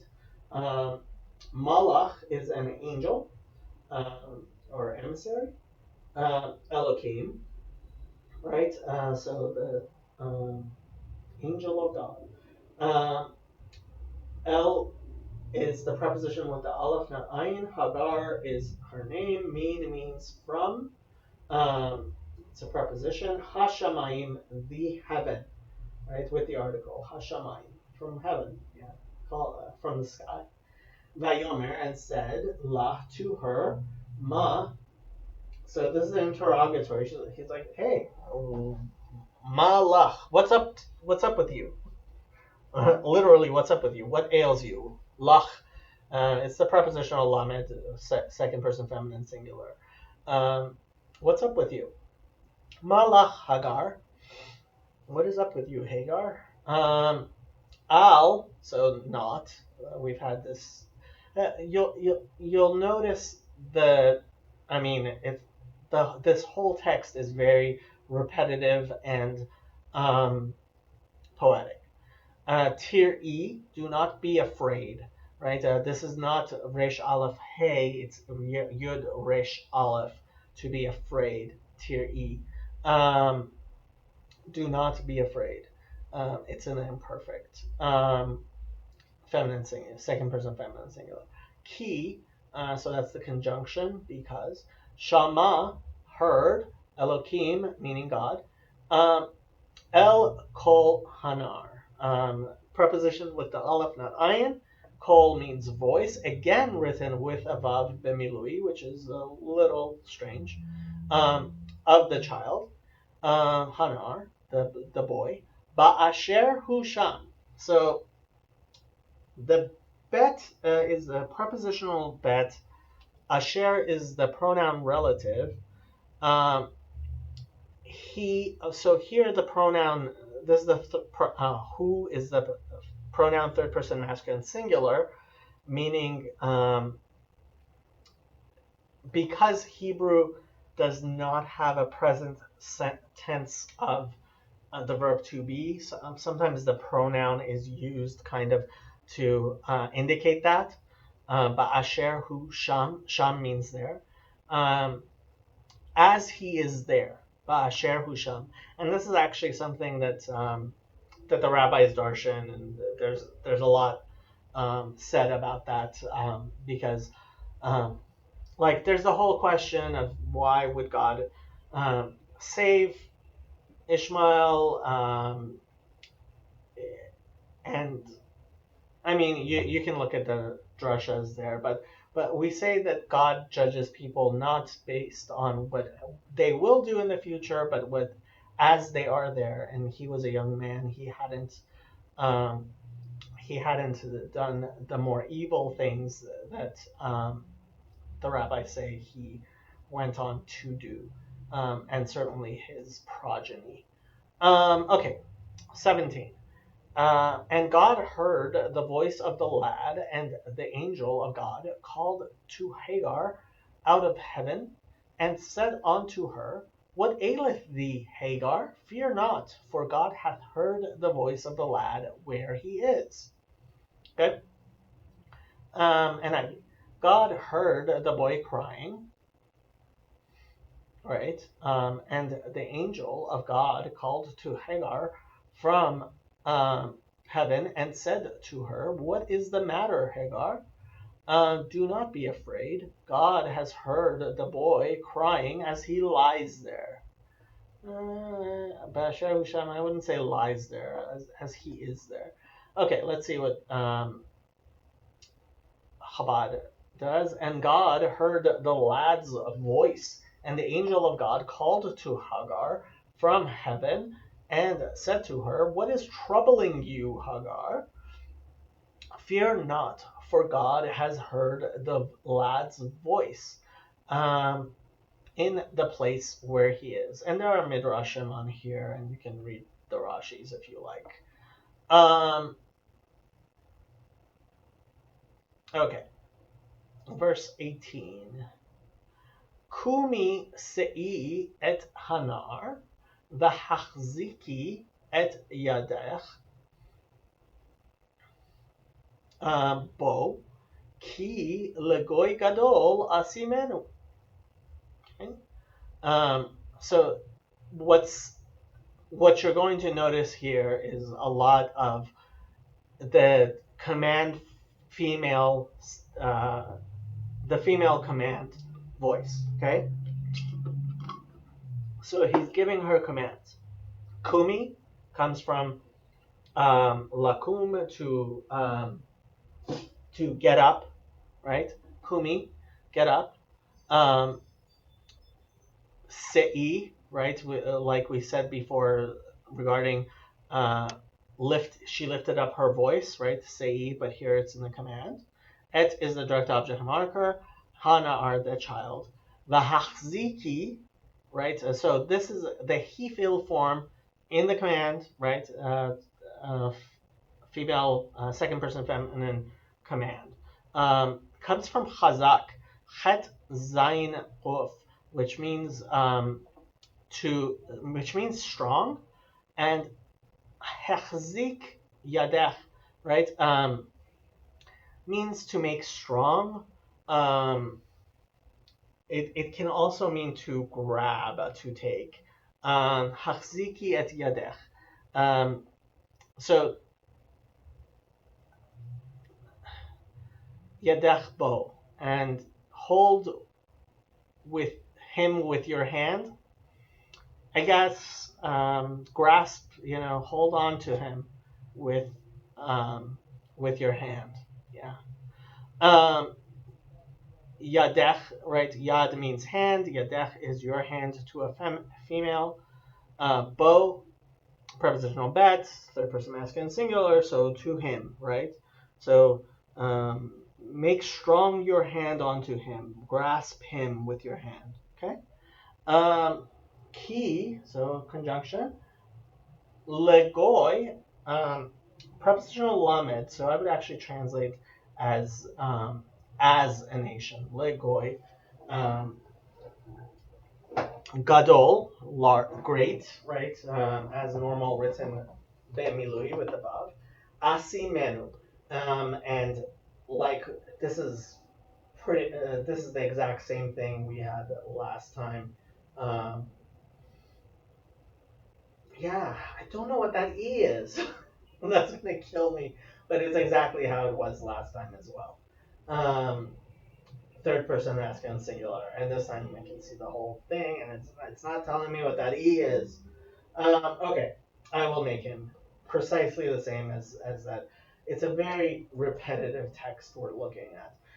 18. Arise, lift up the lad, and hold him in thine hand, for I will make him a great nation.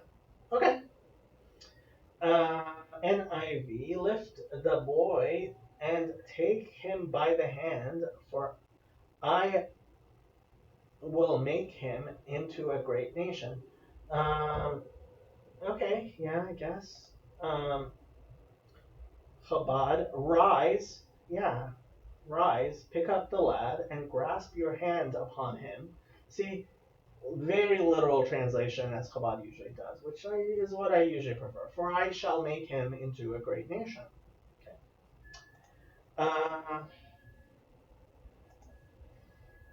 Verse 19, Vayifkach Elokim et eineha ותראה באר מים ותלך ותמלא את החמת מים ותשק את הנהר. Okay. So this is an interesting root. Pei of chet. It means to open, but it specifically means to make for eyes. It means to be able to see. Right? We say with pokeach ivrim. Right? God makes the blind see. Um, and yeah, I mean, it's over and over again. It's referring to eyes, right? God opens people's eyes. It's specifically speaking about opening eyes. It shows up 20 times in the Bible. Every single time, I believe it's showing up regarding eyes. Um, yeah, so enables to see is what I would translate it. Um, but they're saying open. Okay. Um, Opposed to blindness, right? Yeah. Okay. So that's what it is. Ve'ifkach, right? It's in the consecutive imperfect. Um, Elohim is obviously the name of God, and not the name of God, not the tetragrammaton. Et is the direct object marker. Eineha, her eyes. Einayim is plural. Eineha is her eyes. Vatere, and she saw. Right, it's in the feminine singular. Be'er Mayim. So Be'er means a well. Beersheba is the 7 wells, right? Be'er Mayim. It's in a construct with water, so a well of water. Vatelech, and she went, right? It's an imperfect third person feminine singular. Vatemale. The root here is mem lamed aleph, which means full, right? So temale is the PL, means to make full. So she filled, right? Vatemale. Et is the direct object marker. Ha chemet, the skin, right? The water skin we were talking about. Mayim. So right. So she filled it with water, and yeah, vatashk. So this is the hefil of what's the root? Yeah, shin quf hey, to drink, right? But usually I believe it shows up in the hefil. Yeah, yeah, means to give to drink. Um, mm, I think it pretty much always shows up in the hefil. Um, mm, okay. Oh, right. Possibly it's in the hefil. Okay. I won't get. I mean, you can use the concordance and take a look at it, but to give to drink, right? So this is in the hefil, consecutive imperfect, and she gave him to drink, right? It's the third person feminine singular. Et is the direct object marker. Hanar, the child, right? Okay. King James, verse 19. And God opened her eyes, and she saw a well of water, and she went and filled the bottle with water, and gave the lad drink. Okay. Okay. Verse 19. Then God opened her eyes, and she saw a well of water. So she went and filled the skin with water and gave the boy a drink. A drink? Eh. Okay, let's see. Chabad, and God opened her eyes, and she saw a well of water, and she went and filled the pouch with water and gave the lad to drink. Yeah. Um, okay. Vayehi Elohim et Hanar. Okay. Vayigdal Vayeshev Bamidbar Vayehi Rova Kashet. Okay. Interesting. Um, so Vayehi is the imperfect, right? We have the conjunctive vav and the imperfect of to be, right? This is lahabot to be. Um, Elohim, God. The et here is not the the object marker; it's the preposition with, right? Um, because to be is a verb intransitive, obviously. So this is the preposition, not the direct object marker. Hanar, the boy. So God was with the boy. Vayigdal, and he grew, right? From Gimel Dal Lamed to big, right? Vayeshev, and he settled, right? Again, it's an consecutive imperfect. Ba midbar, so prepositional bet with an article. Midbar, like we said before, is wilderness or desert. Vayehi, and again, and became, and he, right, and was. Rova, so this is interesting. The root is resh bet hey, which means great, right? Rav, many, right? So rovat keshet, and they're saying a great archer. I would actually probably translate this as uh,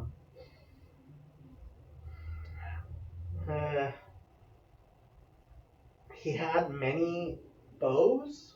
Rove keshet. He he caused there to be many bows. He was, I would almost want to say he was selling bows, right? He was teaching people to be archers. Keshet obviously means bow. Um, let's see how they translate it. Verse 20. And God was with the lad, and he grew and dwelt in the wilderness and became an archer. They're not translating the Rove at all. Okay, NIV. God was with the boy as he grew up. As he grew up? I don't like that. He lived in the desert and became an archer. Let's see what Chabad does with this. And God was with the lad, and he grew, and he dwelt in the desert, and he became an archer. Also, same thing. Rova, um, Rashi actually says Yoreh. Um, Rova is like a Yoreh, one who shoots bows. Um, yeah, I guess. I probably myself would translate this more.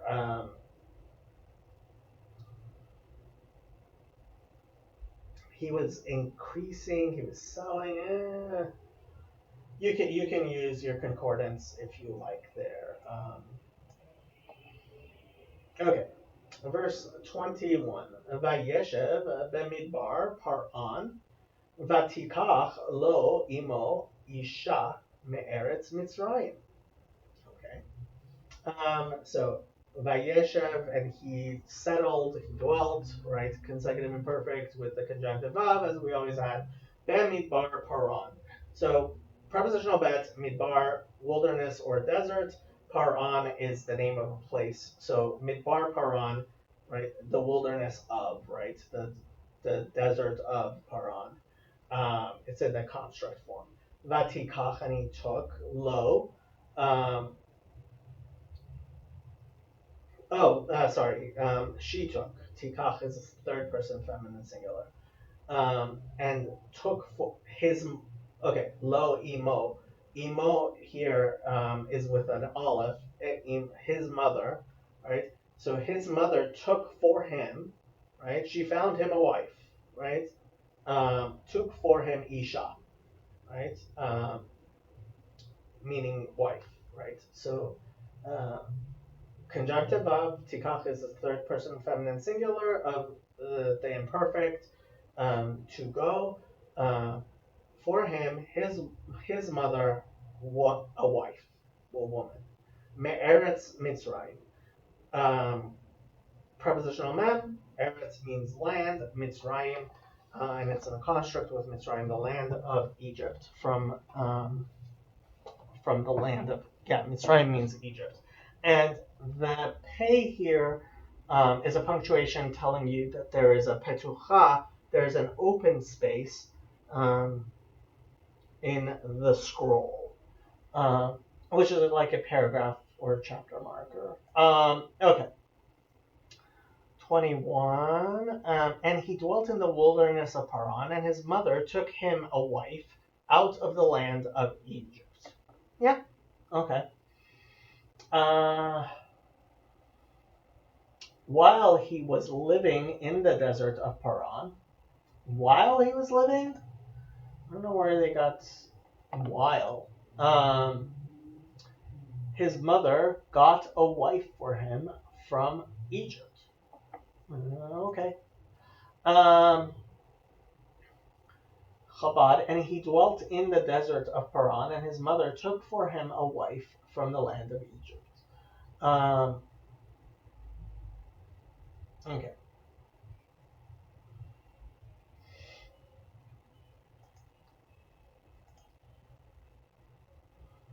Verse 22, Veyehi ba'et hahi, Vayomer Avimelech upichol sar tzeva'o el Abraham le'emor Elohim imcha bechol asher ata oseh.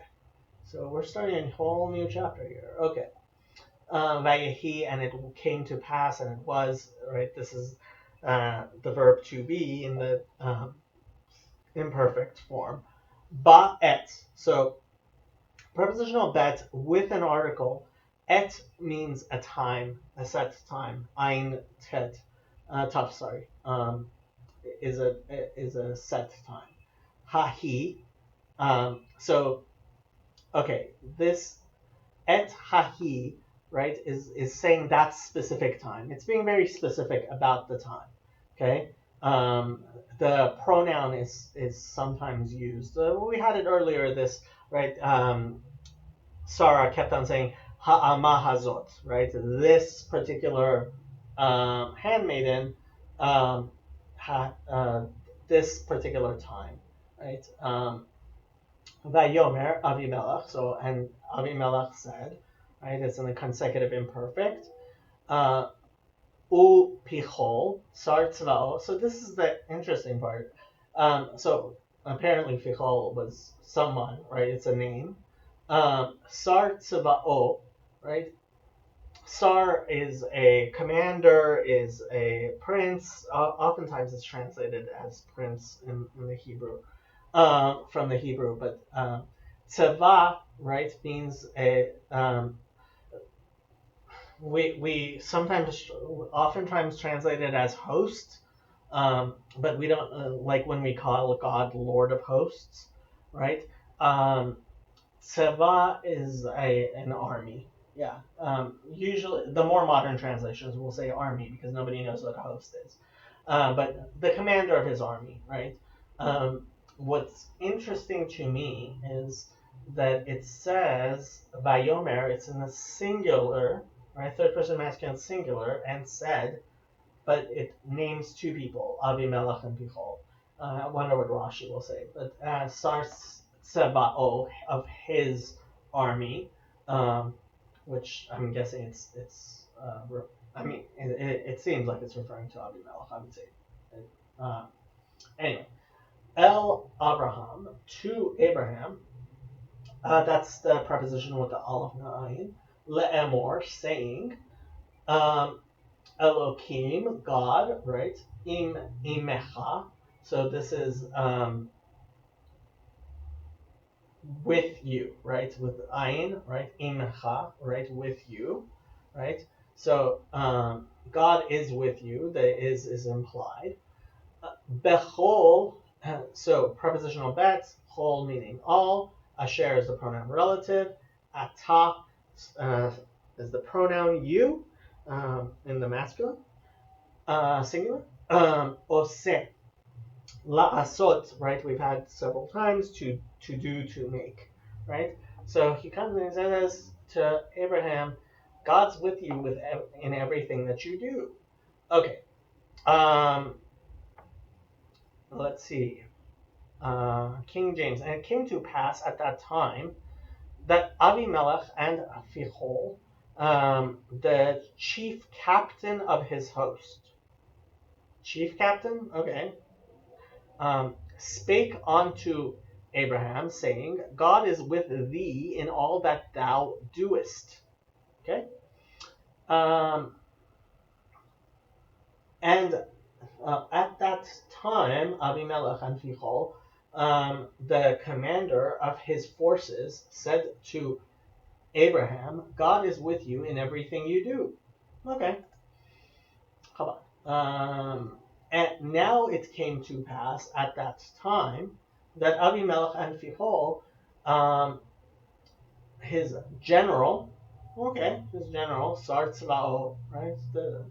His general, okay, said to Abraham, saying, God is with you in all that you do. And you can read the Rashis if you like.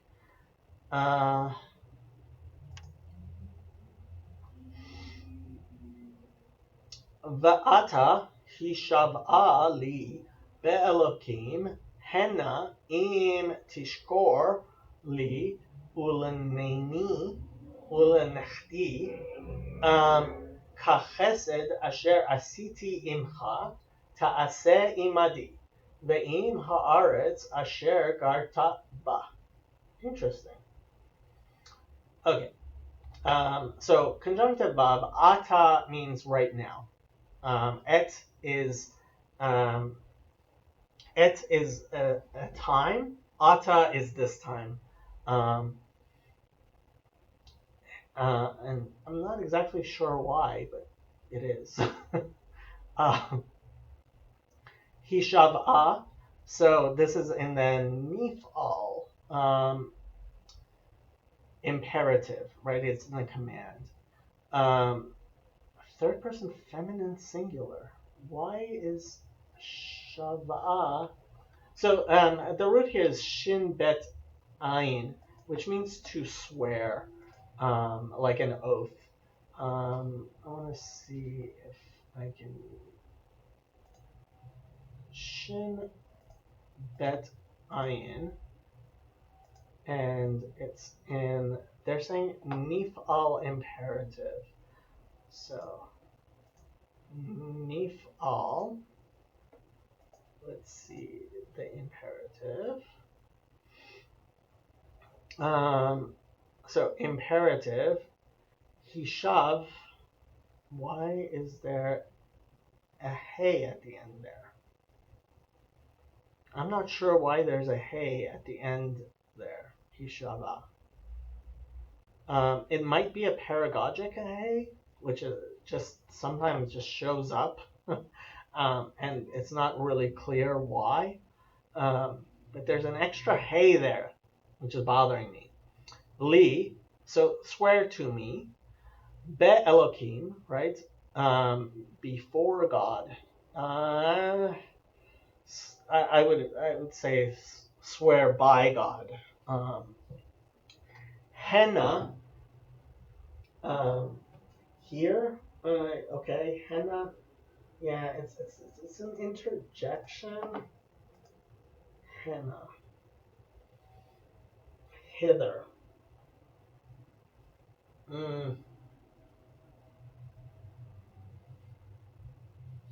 Yeah.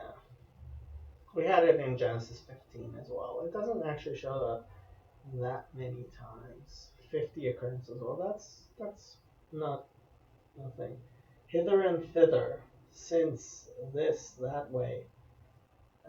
Hitherto, Henna. You can look at the concordance.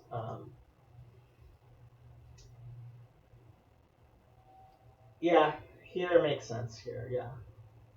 Aim.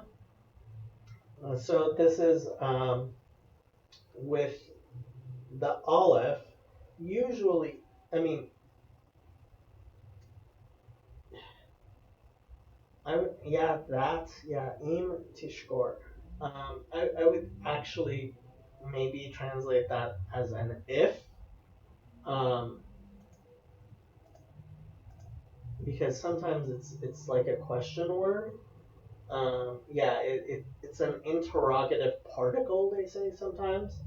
Um, yeah, and you'll see actually Genesis 4:7 is kind of what im tetiv, right? In Genesis 4:7, it's used to. I would translate that as if. Um, Im tishkor, right? Shin of resh is to lie, to prevaricate. Sheker is falseness, the opposite of truth. Um, Deal falsely, they would say. Tishkor, it's in the second person masculine singular, imperfect, right? If you lie to me, right? That's how I would translate it. If you lie to me, li, right, to me, prepositional lamed. Ulenini. So Enin is actually a great grandchild, um, fourth generation, I believe. They're saying posterity. I think usually we say that it's fourth grandchild. It only shows up 3 times in the Bible. Okay. Um, Ulanechti, right? So again, conjunctive of prepositional lamed. Lenini means my. My nin, so offspring, however you want to put it. Usually, when we say a nin, we mean the fourth generation. Ulenechti, so neched is a grandchild. Um, I guess posterity, right? Same form as ulenini. Kachesed, so prepositional chaf with an article, and the word is chesed, which usually is translated as loving kindness. Het sin samech dalid. Asher is the pronoun relative. Asiti, it's the perfect first person common singular of la'asot, to do, right? Imecha, um, to to do kindness, lasot chesed, right? And we say that God does kindness to us, right? Kachesed asher asiti imecha, which I did with you, right?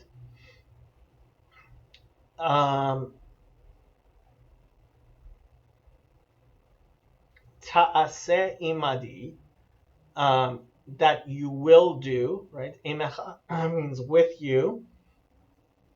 Ta'aseh, you will do, right? It's an imperfect second person masculine singular. Imadi, right? Imadi means with me, right?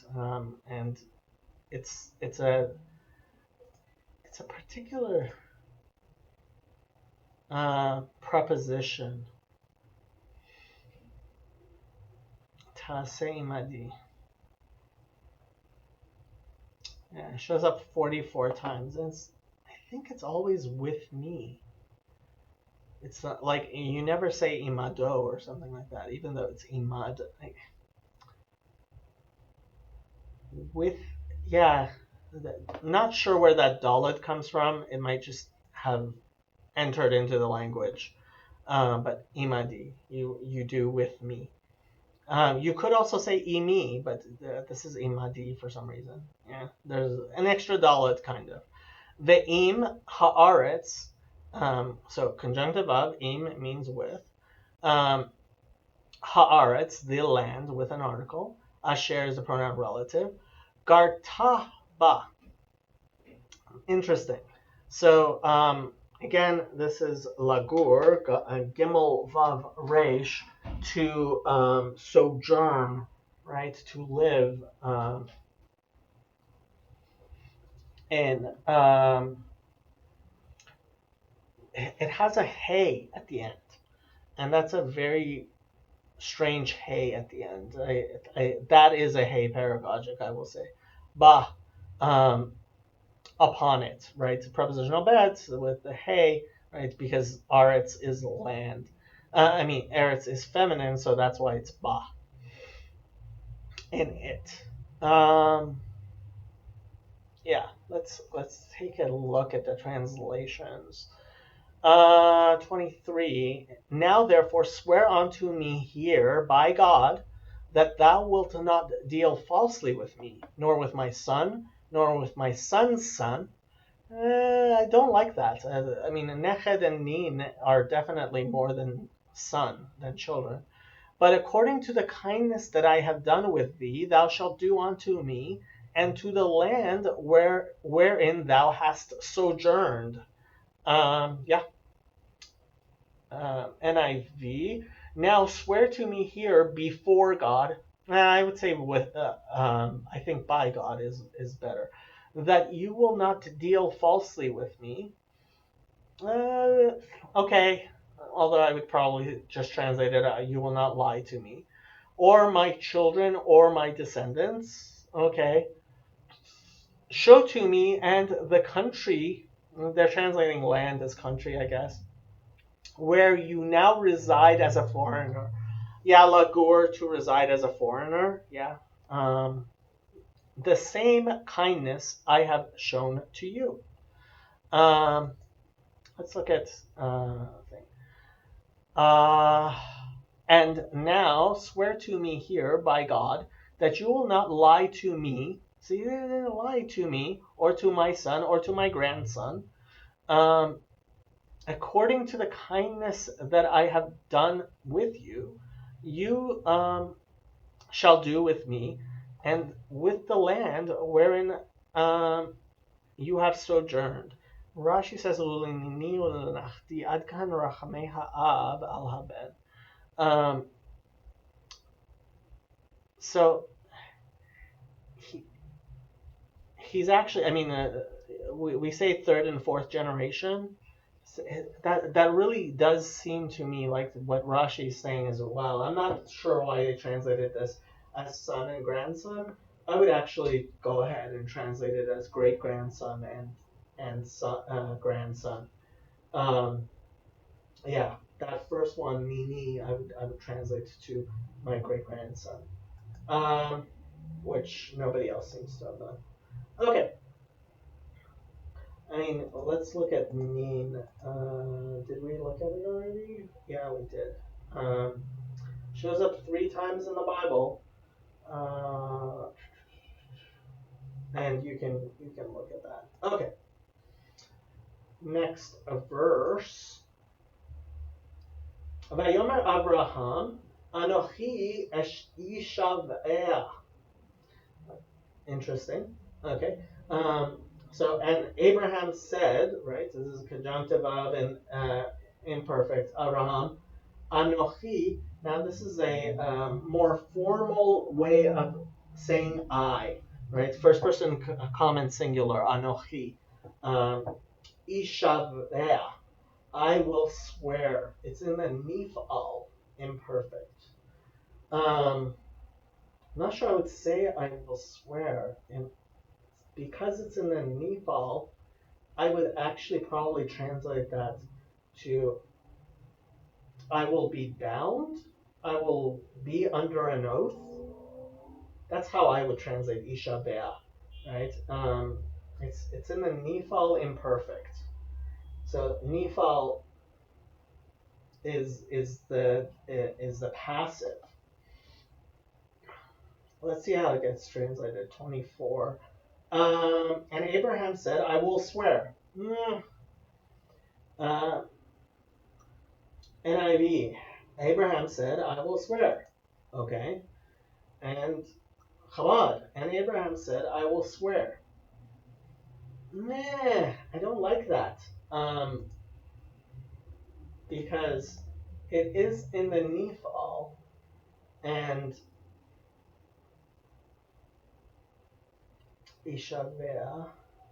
Shba. I guess this is the first time. Nishbali lemor. It's in the Nifal. In the Nifal, what does this say?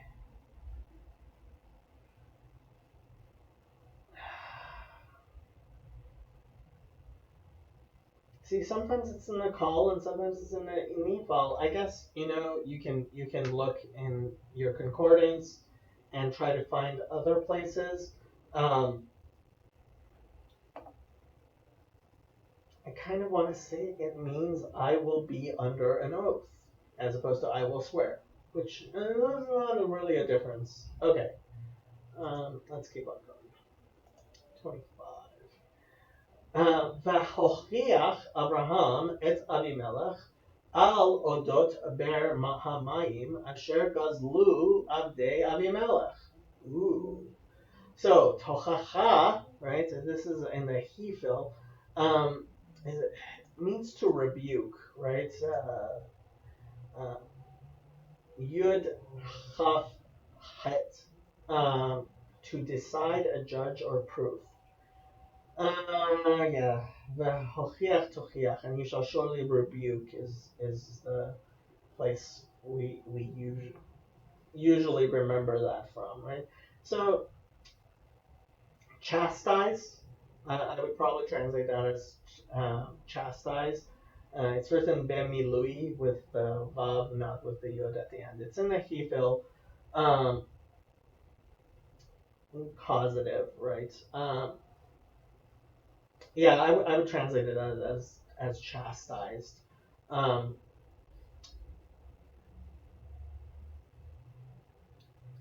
it's not getting flipped. It's in the perfect and it's not getting flipped. Abraham, so they call that the conjunctive as opposed to the consecutive perfect, I guess. Okay. Abraham is his name. Et is the direct object marker. Avimelech is his name. Al is the preposition with the ayin and the aleph. Odot. So this is the same odot, right? We had regarding that Abraham had said regarding Ishmael. And this is this is a very poetic and alliterative and repetitious text here. Be'er hamayim, well of water, right? Like we had before. Asher, pronoun relative. Gazlu, so the root here is gimel zayin lamed, which means to steal. And in Jewish law, we make a distinction between geneva, right? So in the Ten Commandments, it's not al tigzol, do not steal. It's al tignov, and the distinction we make between a gezela and geneva is that a gezela is when you steal something not from a person, right? So you surreptitiously take something, and geneva is at the very least a mugging, right? You're taking from somebody who is physically in front of you, right? And that's why the Ten Commandments, thou shalt not steal, gets translated a little bit too loosely. Actually, the Hebrew translation of that commandment is usually do not kidnap, because we say that the Ten Commandments only deal with very harsh sins. So this is gazela, which seized, they're saying, stole, I would say, appropriated. Avdei, Eved obviously means servant or slave. Avadim is the plural, and here it's in the construct form with the name Abimelech. Okay. Verse 25, and Abraham reproved Abimelech because of a well of water which Avimelech's servants had violently taken away. Violently taken away? Not how I would translate it. Gezela. Okay. Verse 25. Then Abraham complained to Avimelech. I wouldn't say it complained. Complain is. I would translate it as chastise. To Avimelech about a well of water that Avimelech's servants had seized.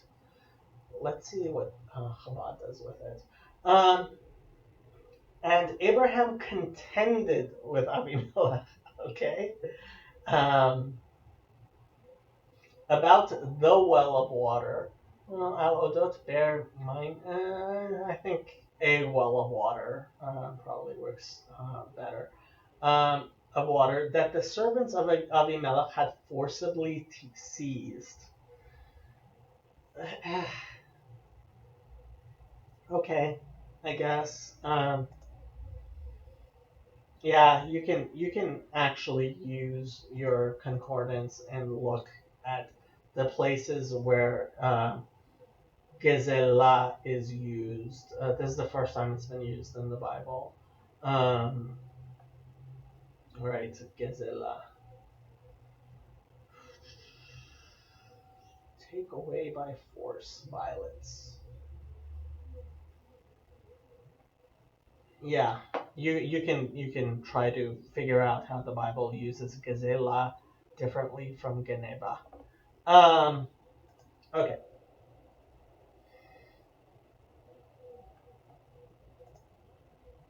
Verse 26. Vayomer Avimelech lo yadati ki asa et hadavar hazeh vegam ata lo higadeta li vegam anochi lo shamati bilti hayom. Okay.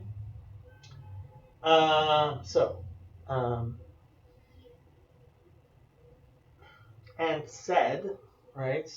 We've had Vayomer so many times. Avimelech, lo yadati, I did not know, right? So the root here is a dalad at ayin hey, dea, to know, right? Da'at. It's the same type of intimate knowing. It's an intimate knowing. But he's saying I didn't know. Yadati. First person common singular of the perfect. I did not know. Ladat. Yadati. Well, actually, since it's the color, the root should be yada yud dalad ayin and not dalad ayin. Hey, again, one of those things. Okay, me asa et hadavar hazeh. I don't know who me, right? Me is the interrogatory who. Asa did. Et is the direct object marker. Hadavar, the thing, right, with the article hazeh. This particular thing. Again we're having the pronoun being used to specify. The text is very. I mean, this text is using the similar forms over and over again. Et hadavar hazeh, this thing. Vegam, and also, right? Conjunctive of, and gam means also. Ata, you. Lo, did not. Higadeta, right? So the root is gimel dalet hey, I want to say. Haggadah. No, nun and gimel dalet. To be conspicuous? No. Lahagid means to say, to tell, right? Maybe they mean in the ni field. I mean, this is in the he field. It's in a causative. Lahagid. Higadeta, you did not tell me, right? Yeah, Lahagid actually shows up quite a few times in the Bible. And, like the Passover Haggadah, right? That's the telling over. So Higadeta, li. You did not tell me. Higadeta is the second person masculine singular of the perfect here. Li, to me. Vegam anochi, so conjunctive of, gam is the conjunction, and also I would translate it. Anochi, again, this is the more formal I. Lo shamati, did not. Again, shamea, right, to listen. Shin mem ayin. I did not hear. Bilti hayom. Bilti means not. They're translating it here as until, without, right? But they're translating it as until. Okay. Hayom. Yom obviously meaning day. Hayom means this day. Um, yeah.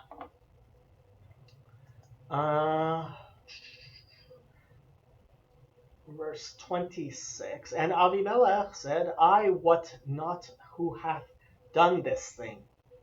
Neither didst thou tell me, neither yet heard I of it but today. Yeah. Well, oh, I guess what is an ancient Hebrew way, ancient English way of saying to know. I don't know who did this. Okay. Okay. English verb, I didn't know. Verse 26. But Avimelech said, I don't know who has done this. You did not tell me, and I heard about it only today.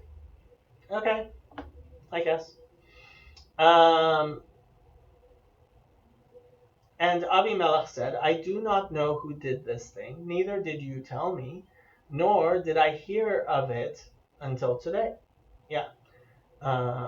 Okay, next verse.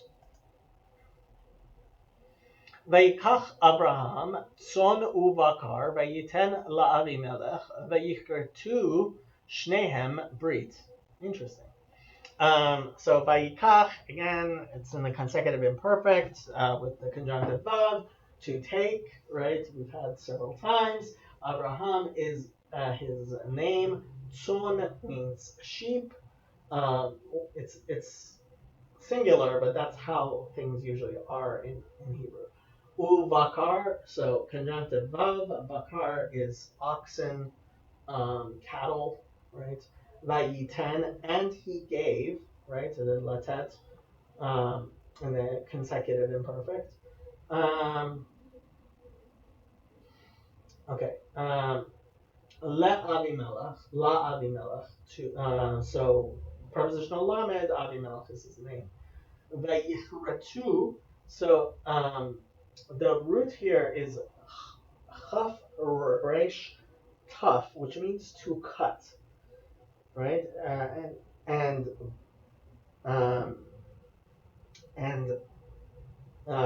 covenants are cut in Hebrew, vaykrot, right? And they cut, vayichratu. Yeah, it's third person masculine plural. Shnehem, the two of them, right? Shnayim is two. Shnehem is the two of them. Brit, a covenant, and as normal with written b'milui with the yud. Okay. 27. And Abraham took sheep and oxen and gave them unto Abimelech, and both of them made a covenant. Yeah. Okay. Verse 27. So Abraham brought sheep and cattle and gave them to Abimelech, and the two of them made a treaty. I don't like that word treaty. Chabad. And Abraham took flocks and cattle and gave them to Abimelech, and they both formed a covenant. Okay. Yeah, I don't know why NIV decided to do treaty. Vayatsev Abraham et Sheva Kivsot Hatzon Levadhen. Okay. So, and Matzaval, I think we've had this before. Sadi Vav He is something that's set up. So I guess they're translating as set, right? And it says it's in the Hefil, consecutive imperfect, right?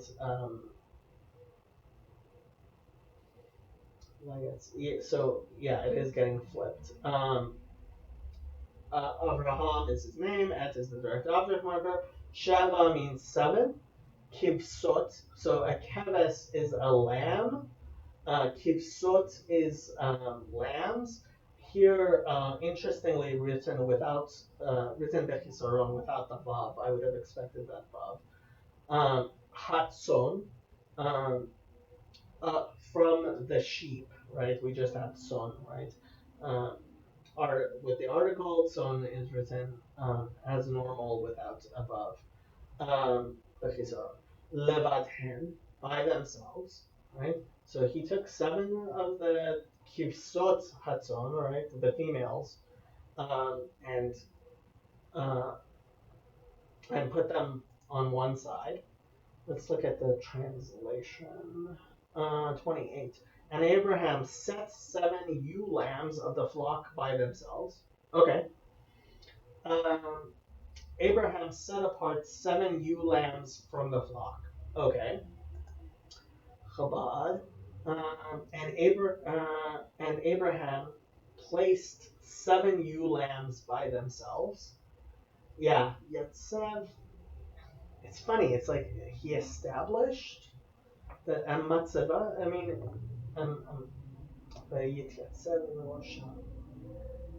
it's a it's a little bit more. I almost want to translate that as consecrated. I hope it's clear what I mean. Um, set set them by so yeah okay. Um, you can use your concordance to find other places. Um, Nitzavim, right? Yeah, it shows up 74 times in the Bible, so you can see it, but it is an interesting way, and it also alliterates with son and bakar. This is a very poetic text. That if you get nothing else out of chapter 21 of Genesis, it's a very alliterative text, poetic text.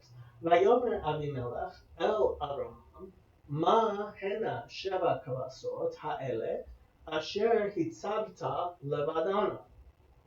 Okay.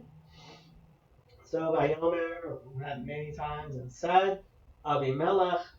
El is the preposition with the aleph or ayin. Abraham is his name. Ma is the interrogatory. What? Um, they're translating as why. Okay. Mahena. I would actually translate as what are those? Not why these. I would say what are those? Yeah. Mahena. What are those? Henna is a feminine, third person feminine plural um, pronoun. Sheva, right, is the feminine form of though of seven. Interestingly enough, a lot of times the feminine form of the counting verbs for some reason is the one without the hay, and the masculine is the one with the hay. Kevasot, again, this is kevasot is written without above. Ha'ele, these, right? Again, we're using the pronoun to say these specific ones. Asher is the pronoun relative. Hitzavta, right? Just like we said before, is set aside, consecrated. I would say hitzavta levadna. So levad means by itself, right? Levadna means by themselves, third person feminine plural, right? Um, because he's talking about the seven kavasot.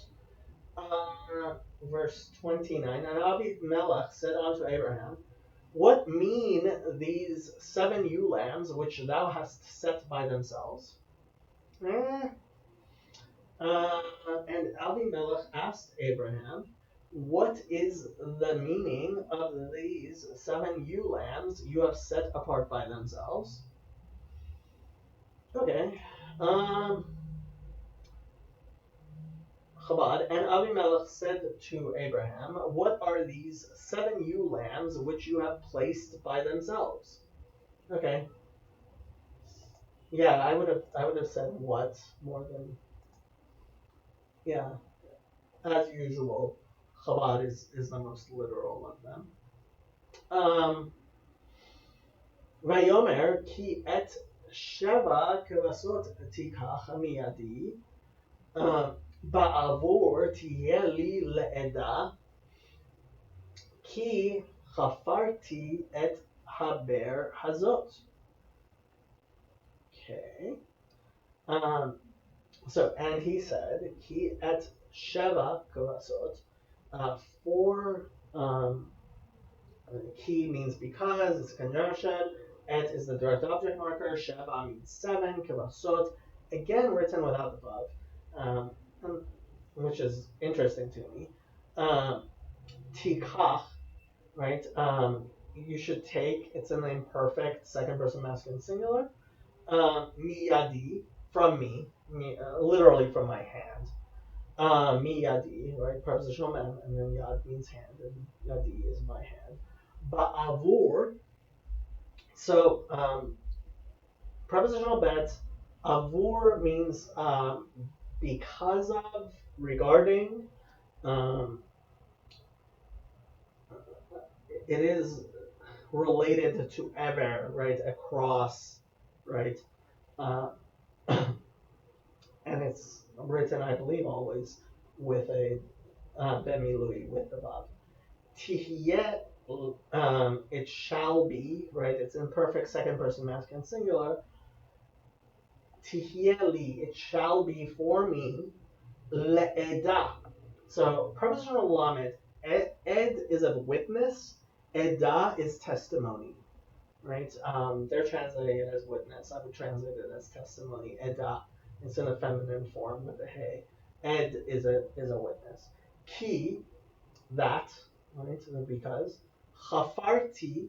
So the root here is het pe resh, which means to dig, right? Chafarti. I dug, right? It's in the perfect first person collective singular. Et is the direct object marker. Haber, the well, haber, right, with the article. Hazot, again, with the pronoun being used to say this specific one. And the zot is obviously feminine because be'er is feminine as well. Okay. Verse 30, and he said, for these 7 ewe lambs shalt thou take of my hand, that they may be a witness unto me, that I have dug this well. Okay. NIV 30, he replied, accept these 7 lambs from my hand as a witness that I dug this well. Okay. Hold on. And he said, for these 7 ewe lambs you shall take from my hand, in order that it be for me, to me, for a witness that I dug this well. Eda, Rashi says, an expression of testimony in the feminine form, like in 3152, and the monument is a witness of Eda Hamatzeva. Interesting. So actually, the Matzeva, right? So yeah, Matzeva is it. So he's set them apart. So it also uses that same word vayatsev, right, which we had in verse 28. This is there. So yeah, you might want to look 3152 as well. Okay. Next.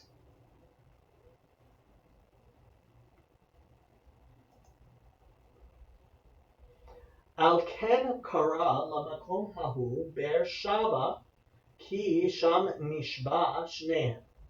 Okay. Al ken means upon, thus, means because of this, therefore. Kara, he called, was called, right here. Yeah, he called, I guess. La makom, So prepositional lamed with an article, makom means place, right?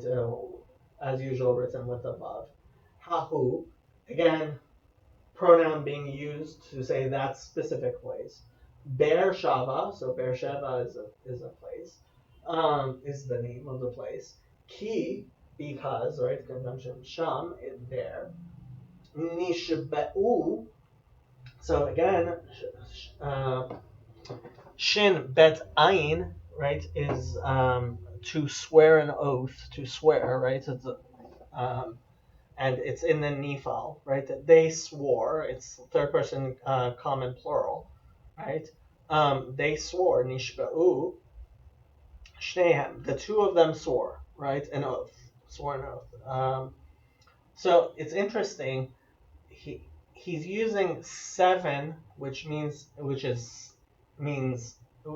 word sheva, and they swore, which is also sheva with the ayin. So you see the alliteration. This is a very poetic text. So it's Beersheba, right? So it's a well seven or well of of swearing, and so we have both of them in this tale here. Okay, let's look at the King James, verse 31. Wherefore he called that place Beersheba, because there they swear both of them. Okay. So that place was called Beersheba, and in the note they say Beersheba can mean well of seven and well of the oath, right? Beersheba, because the two men swore an oath there. Okay. Chabad. Therefore, he named that place Beersheba, for there they both swore. Okay.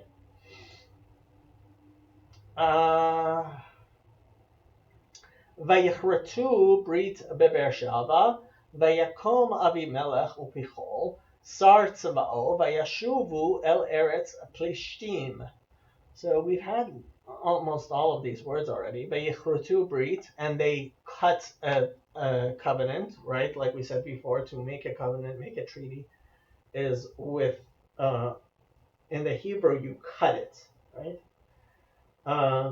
So Vayichretu, and they made a covenant, brit. Be Beersheba, so prepositional bet, and then Beersheba is the name of the place. Vayakom, so conjunctive vav. Yakom is the imperfect of lakum, to rise, right? Which we've had before. Vav mem. Avimelech is his name, and Pichol is Sar Tzeba'o, the commander of his army. Vayashuvu, and they returned. This is not Lashevet, this is Lashuv, right? Shin Vav Bet means to return. Vayashuvu, and they returned, because the Vav is flipping it. El is preposition with the Aleph and Ayin. Eretz is land. Plishtim is the Philistines, right? Plishtim. Okay. 32. Thus they made a covenant at Beersheba. Then Avimelech rose up, and Pichol, the chief captain of his host, and they returned into the land of the Philistines. Okay. 32. After the treaty had been made. Where'd they get the after from? I didn't get an after. Had been made at Beersheba. Avimelech and Pichol, the commander of his forces, returns to the land of the Philistines. Okay. Chabad 32. And they formed a covenant in Beersheba, and Avimelech and Pichol, his general, arose, and they returned to the land of the Philistines. Yeah, Chabad, as usual, is a bit more literal. Okay. Verse 33, Vayita Eshel bever shava, Vayikra sham beshem havaya el olam. Okay, so this is interesting. Um, so Yita is the root is, I want to say, nun taf ayin. Yes, I had that correct. It means to plant, right? And it can refer to like pitching a tent, right? Um, an ohel, or it can refer to planting a tree or something like that. So the word eshel is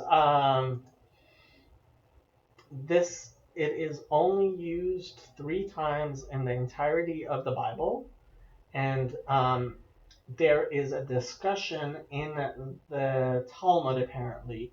Um, what an eshel is. So that's why Chabad is just leaving it as an eshel.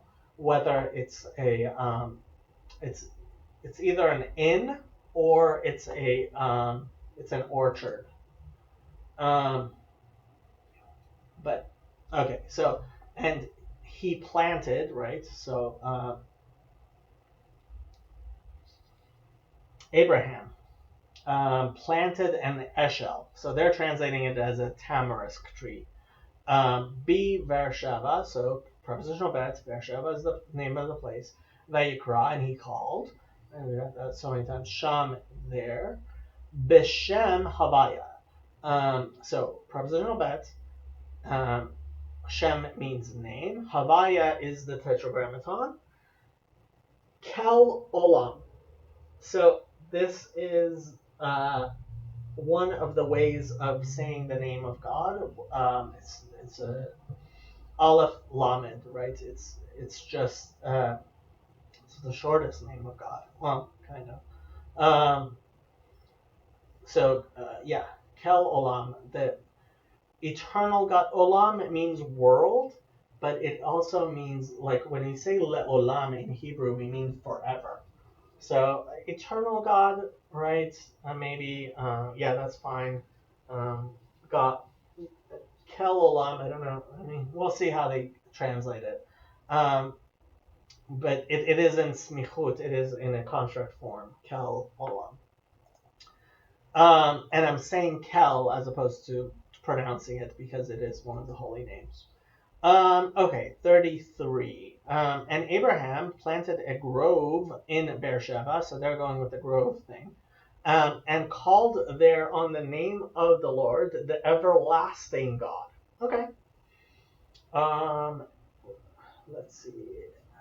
NIV. Abraham planted a tamarisk tree in Beersheba, and there he called on the name of the Lord, the eternal God. Okay. Chabad, and he planted an eshel, so they don't translate it, in Beersheba, and he called there in the name of the Lord, the God of the world. Okay. Um, and you can look at the Rashis for the discussion of what eshel means. Okay, and the last verse. Vayagor Avraham be'eretz plishtim yamim rabim. So, Abraham lived in the land of. Oh, why did I start translating straight up? Vayagor. So, like we said, it was a. This is lagur gimel bavaresh, which means to sojourn. It's usually translated to live someplace where you are not a native. Um, reside, I guess. Sojourn is how you usually gets translated. Abraham, when people are being specific. Abraham is his name. Be'eretz means in the land. Prepositional bet. Eretz means land. Plishtim, Philistines. Yamim, Rabim. Many days. Yamim is days. Rabim means many. And there is a Petucha there again, so there's another open space in the scroll, which is why there's it makes sense to have a chapter separation here. Let's see how King James translates that. And Abraham sojourned in the Philistines' land many days. Um, NIV, and Abraham stayed in the land of the Philistines for a long time. I prefer a long time to many days, but many days is the more literal translation. Um, and Abraham dwelt in the land of the Philistines for many days. Um, and there was a huge Rashi here, which you can read if you like. But I am going to finish this video with the verse that I generally always do, which is Zephaniah 3:9. Ki az epoch el amin, safa berra mikro cholam, Hashem havaya le'ovdo Shechem echad. And interestingly enough, this time we had the word Shechem, which means shoulder, and Yashkem, right? Okay, so for then I will restore to the peoples a pure language, that they may all call on the name of God and serve Him together with one accord. Amen. Shalom.